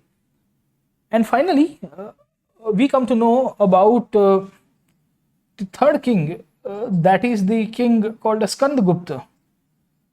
Skandagupta was a king belonging to the Gupta dynasty, and he will also write a Sanskrit message. अब सवाल ये था कि गिरनार में 3 राजाओं ने एक ही पत्थर के ऊपर अपना मैसेज लिखा. रॉक इंस्क्रिप्शन है तो मेजर रॉक इंस्क्रिप्शंस मैपिंग करवा रहा हूँ. बाय द वे मैं कर रहा हूँ सर. ठीक है. I am giving you the major rock inscriptions की इसके जो टोटल 1 से नंबर के 14 नंबर के एडिक्ट नंबरिंग हमने किया है उसकी लोकेशन कहाँ कहाँ आई हुई है. तो इसकी लोकेशन में आपको ये सब जगह पता होनी चाहिए कि इसमें क्या क्या बोला गया है. उसमें गिरनार इंस्क्रिप्शन का इंपॉर्टेंस ये है कि यहाँ पे एक लेक आया हुआ है सर. ठीक है ना. You might be aware about a lake. यहाँ पे आया हुआ है. ये लेक का नाम है सुदर्शन लेक. कौन सा लेक है सर? सुदर्शन लेक. याद रखिएगा. तो यहाँ पे जो सुदर्शन लेक आया हुआ है, ये सुदर्शन लेक को रिपेयर करने को लेके और इसका कंस्ट्रक्शन करने को लेके गिरनार इंस्क्रिप्शन में पूरी स्टोरी लाइन बताई और एक नहीं 3 राजाओं ने बताई. अब आप देखने की कोशिश करिए इससे हमको क्या चीजें पता चलती हैं. ये सुदर्शन लेक बनाया गया था चंद्रगुप्त मौर्य के समय पे. पुष्यगुप्त करके उनका एक गवर्नर था गुजरात में, उन्होंने अपॉइंट किया था और उसने देखा कि यहाँ पे लोगों को पानी की किल्लत पड़ रही है गुजरात में. Gujarat was very important area. Trade route के हिसाब से देखा जाए तो गुजरात का बहुत बड़ा प्रासंगिकता था. तो गुजरात का डेवलपमेंट होगा, गुजरात में स्टेबिलिटी होगी तो मौर्यस के लिए फायदा होगा लॉन्ग टर्म के लिए. तो दे न्यू दैट. और इन्हीं के बेसिस के ऊपर से इन्होंने ध्यान रखा कि इसको रिपेयर करवाने का काम किया. तो अशोक, चंद्रगुप्त मौर्य के समय में बना, अशोक ने रिपेयर करवाया, फिर रुद्रदामन ने करवाया, स्कंदगुप्त ने करवाया सर. ठीक है. You will find 3 Kings highlighting the cause of one history. एक ही इतिहास को इन्होंने गिरनार के अंदर हाईलाइट करवाया सर. ठीक है. तो गिरनार की ये प्रासंगिकता आपको याद रहनी चाहिए सर. ठीक है. तो 1 2 3 4 5 हो गए सर. ठीक है. आपके मेन 5 वाले सर. इसके सिवाय अगर आप इंस्क्रिप्शंस के अंदर देखोगे तो आपको यहाँ पे सोपारा करके जगह दिखेगी. दिख रही है आपको सर. ठीक है. So when we see the story of Sopara, हम लोग जब सोपारा देखते हैं तो सोपारा का इंपॉर्टेंस क्या है, what is the significance of Sopara. तो Sopara is a place in Maharashtra present day. इसको सुपरक के रूप में पहचानते थे, सुपरका या Suparaka. And it was a trade point, it was a port which was use by the Mauryas. जैसे गुजरात भी यूज होता था मौर्यस के समय. ब्रिगकच करके आपको एक पोर्ट दिखता है, वैसे सोपारा भी दिखेगा. यहाँ पे भी अशोक ने अपना मैसेज कन्वे करवाया कि भाई क्या है कहानी, क्या नहीं है सर. ठीक है ना. You will also find 2 inscription in the southern part of the country. One will be at a place called Sannati. एक जगह दिखेगी आपकी, नाम है सन्नति. ये अरे भाई साहब, ठीक है ना, कहाँ चला गया सर. ठीक है. ये मैप कहाँ चला गया. चलिए सर. ठीक है. हम लोग वापिस आ जाते हैं. हम लोग ये लोचा हो गया सर. ठीक है ना. कहाँ थे, गिरनार में थे ना. हाँ ये रहा. हाँ आ गया सर. ठीक है ना. चलिए let me come back to this point. Okay. तो ये सोपारा है. ये मैं सोपारा की बात कर रहा था. सोपारा के बाद आपको एक और जगह दिखेगी आज के मॉडर्न डे रीजन के अंदर, सन्नति सर. ठीक है. Sannati is a place in Karnataka sir. It's a place in Karnataka. यहाँ पे भी आपका अशोक का एक इंस्क्रिप्शन आया हुआ है. Please remember you will also find the name of Ashoka inscription over here sir. ठीक है. उसके साथ साथ we find a place called as Yerragudi. Yerragudi is a place in Andhra Pradesh. It's a place in Andhra Pradesh. Please remember this name. Sannati is in Karnataka. We find the Ashokan rock inscription is also located over here. Interestingly, in this rock inscription which are lying in South India, Ashok has categorically used Prakrit language. Ashok ने कांदाहार में bilingual message दिए, मानशेर और सबासगढ़ी में Aramaic language का use करते हुए उसने खरोस्ती script का उपयोग किया क्योंकि बाहर के लोग यहाँ पे रहते थे सर. ठीक है ना. बट उसने जो साउथ इंडिया के अंदर ज़्यादातर इंस्क्रिप्शंस डाले ना, खास करके ये वाले रीजन में रॉक इंस्क्रिप्शन, बड़े शिलालेख, वहाँ पे उसने ध्यान रखा कि मैं अपनी भाषा लूँगा. कौन सी भाषा? जो मगध में बोली जाती थी. बोले no different language will be used. All of this signifies political consolidation and cultural, I would say, expansion of Ashokan policies. Ashok चाहता था कि मेरे प्रिय नागरिक मेरी बताई हुई भाषा का उपयोग करके मैंने इनको जो रास्ता बताया है उन्हीं के बेसिस के ऊपर अपना जीवन चलाया सर, है ना। तो इसके लिए उसने वो लैंग्वेज यूज की सर, ठीक है। तो सनती एंड येरागुडी है। And last but not the least you will find in Orissa आपको दो एडिक्ट दिखेंगे, धौली, धौली एंड जगोड़ा। ये सेपरेट कलिंग एडिक्ट के रूप में जानते हैं, they are known as the separate Kalinga edict. Separate Kalinga edict क्यों कहते हैं इसको? क्योंकि ये एडिक्ट्स का इंपॉर्टेंस ये है कि जब कलिंग के ऊपर आक्रमण किया ना अशोक ने, when Ashoka attacked over the region of Kalinga, मैंने आपको कल के क्लास के अंदर बताया था, उसके बाद अशोक का हृदय परिवर्तन हुआ। उसको लगा कि हाय हाय मेरे से क्या हो गया, 1.5 लाख लोगों को मार दिया, 1.5 लाख अपाइज हो गए, बाकी सब लोग को गुलाम बना दिया। तो कुछ सालों के बाद ही कन्वर्टेड टू बुद्धिज्म। उपगुप्त करके एक बुद्धिस्ट संत थे, उनकी अध्यक्षता में उसने कन्वर्ट किया, है ना। मोगालीपुत्र टिस्सा के नाम से भी पहचाने गए, कोई कहता अलग है, कोई कहता सेम है, खैर। तो तब उसने ये दो जगह दिए हैं। और धौली में आपको एलिफेंट दिखता है, ठीक है। In Dhauli you will find elephant, elephant की एक इमेज दिखेगी बड़ी सी सर, ठीक है। धौली एलिफेंट सर्च करेगा गूगल के ऊपर आपको मिलेगा। एनसीईआरटी में नहीं दिया है, ये फाइन आर्ट्स की एक एनसीईआरटी है ना, उसमें दिया है। तो व्हाट आई विल डू, जब ये सेशंस खत्म हो गए ना सन 12 के एनसीईआरटी के, तो I start with the fine art NCERT. Fine arts की एनसीईआरटी बहुत बढ़िया दिया हुआ है सर, उसमें क्वेश्चंस बहुत बनते हैं। एक्चुअली आप लोग के साथ दिक्कत ये है कि जो भी चीज़ें हम लोग यहाँ पढ़ा रहे हैं आपको लगता है कि ये टाइम पास वाला पढ़ा रहे होंगे, ये होगा सर, ठीक है। बट मैं आपको पहले भी बता देता हूँ और अभी भी कहता हूँ कि आप वेट करोगे सर, है ना। जो भी टॉपिक पढ़ाऊंगा उसमें से प्रीवियस के क्वेश्चन एक दो तो निकल ही जाएंगे। और अगर 2-3 घंटे का क्लास करके अगर आप 2-3 या मैं कहूँगा 3-4 क्वेश्चन निकाल रहे हो तो ये बहुत बड़ी अचीवमेंट होती है सर, ठीक है। क्योंकि यूपीएससी में तो कभी कभी ये होगा कि 500 पेज का मटेरियल पढ़ोगे तो भी एक क्वेश्चन नहीं आएगा, वेयर यहाँ 2-3 घंटे के क्लास में आपको 3-4 क्वेश्चन निकल रहे। फिर attending 3-4 hours of lecture in span of 3 days और 4 डेज, है ना। मैं तो 1.5 घंटे के आसपास लेता हूँ, कभी कभी 2 घंटा हो जाता है। और उसमें अगर मैं आपको इस तरह से पीवाईक्यूज करवा रहा हूँ कि जहाँ 5-7-10 क्वेश्चन आ रहे हैं, तो वो तो बहुत बड़ी अचीवमेंट होती है sir. UPSC is very unpredictable, but being a teacher we know कि कितने डेप्थ में जाना है, कहाँ से जाना है और कहाँ से क्वेश्चंस बनते हैं सर, ठीक है। तो आप देखिए लोकेशंस 1 2 3 4 5 6 7 8 9 और 10, कलसी 10 नंबर का है, ठीक है। टोटल 10 अलग अलग जगहों में, और ये एडिक्स को नंबर दिया है नंबर 1 to 14। नंबरिंग इसके लिए क्योंकि हिस्टोरियंस को इजी पड़े उसको आइडेंटिफाई करने में, और वो मैसेज में अशोक ने अलग अलग पूरी कहानी लिखी है।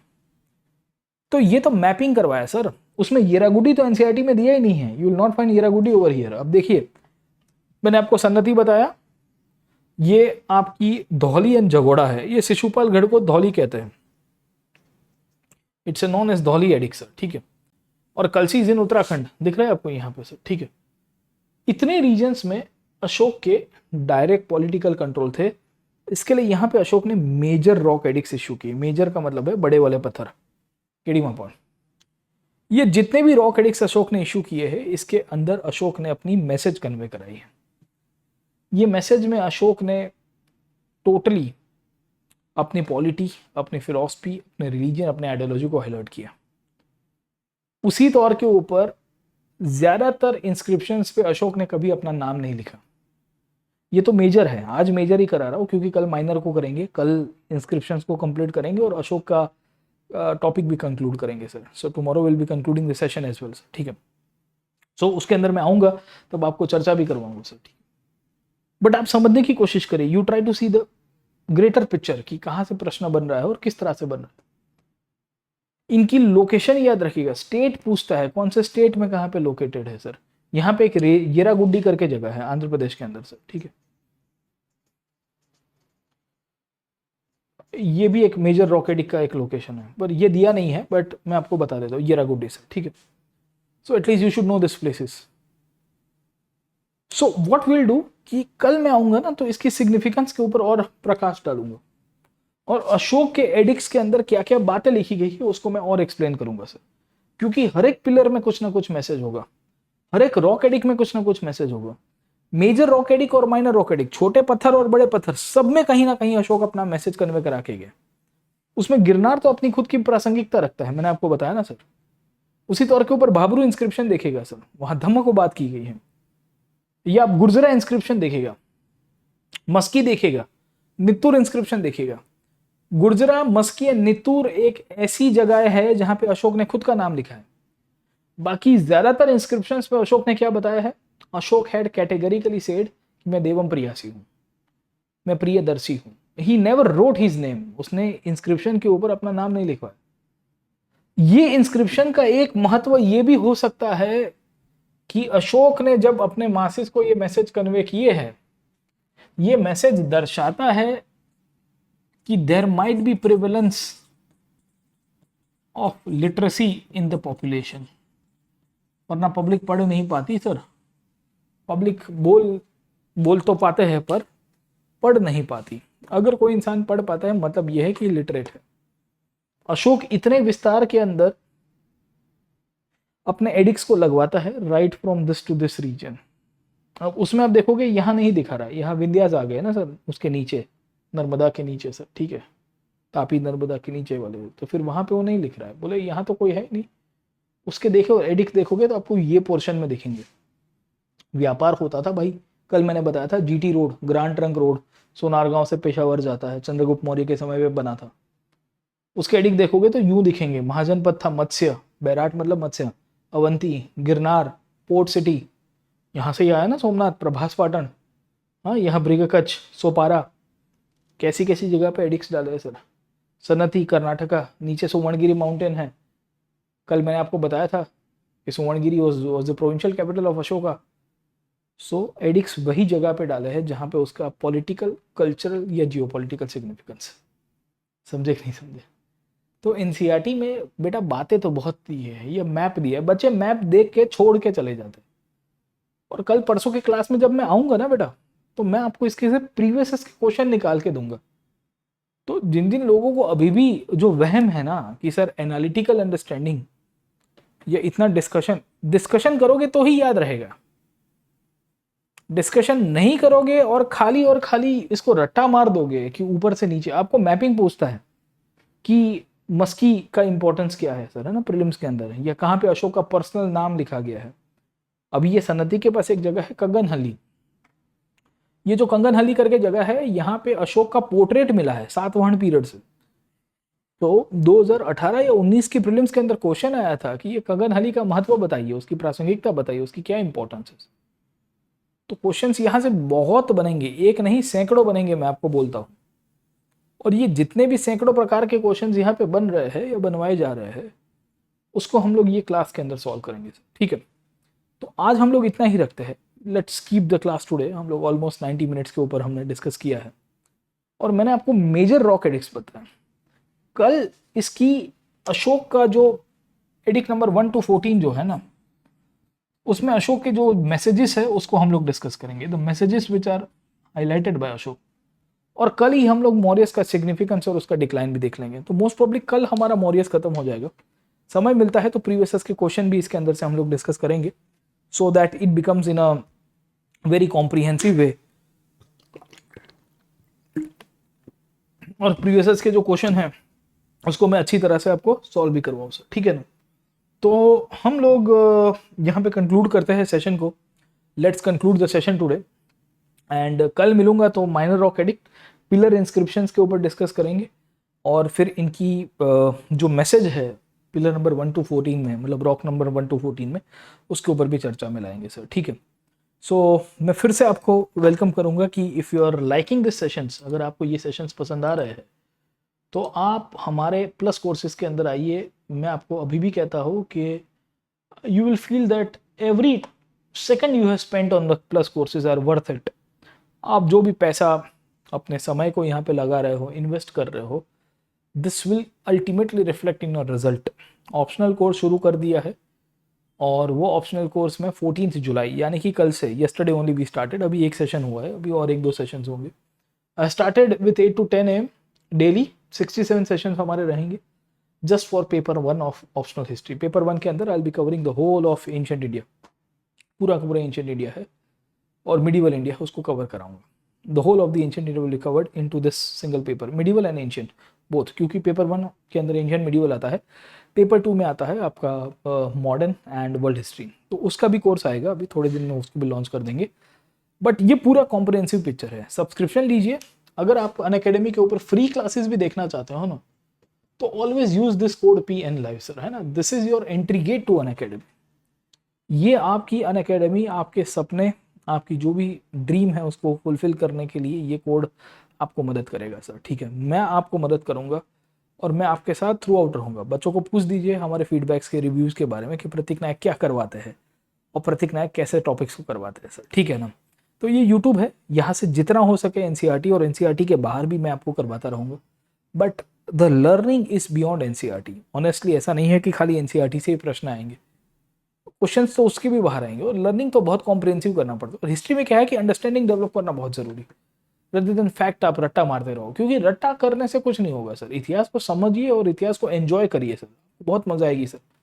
घटनाओं को देखिए, एनालिसिस करिए, लीडर्स का, आपके जो किंग्स है उनका कैरेक्टर देखिए सर, है ना, उनके डिसीजंस को आइडेंटिफाई करिए, तो you will get multiple things, बहुत सारे पॉइंट्स है। खैर आज हम लोग क्लास को कंक्लूड करते हैं।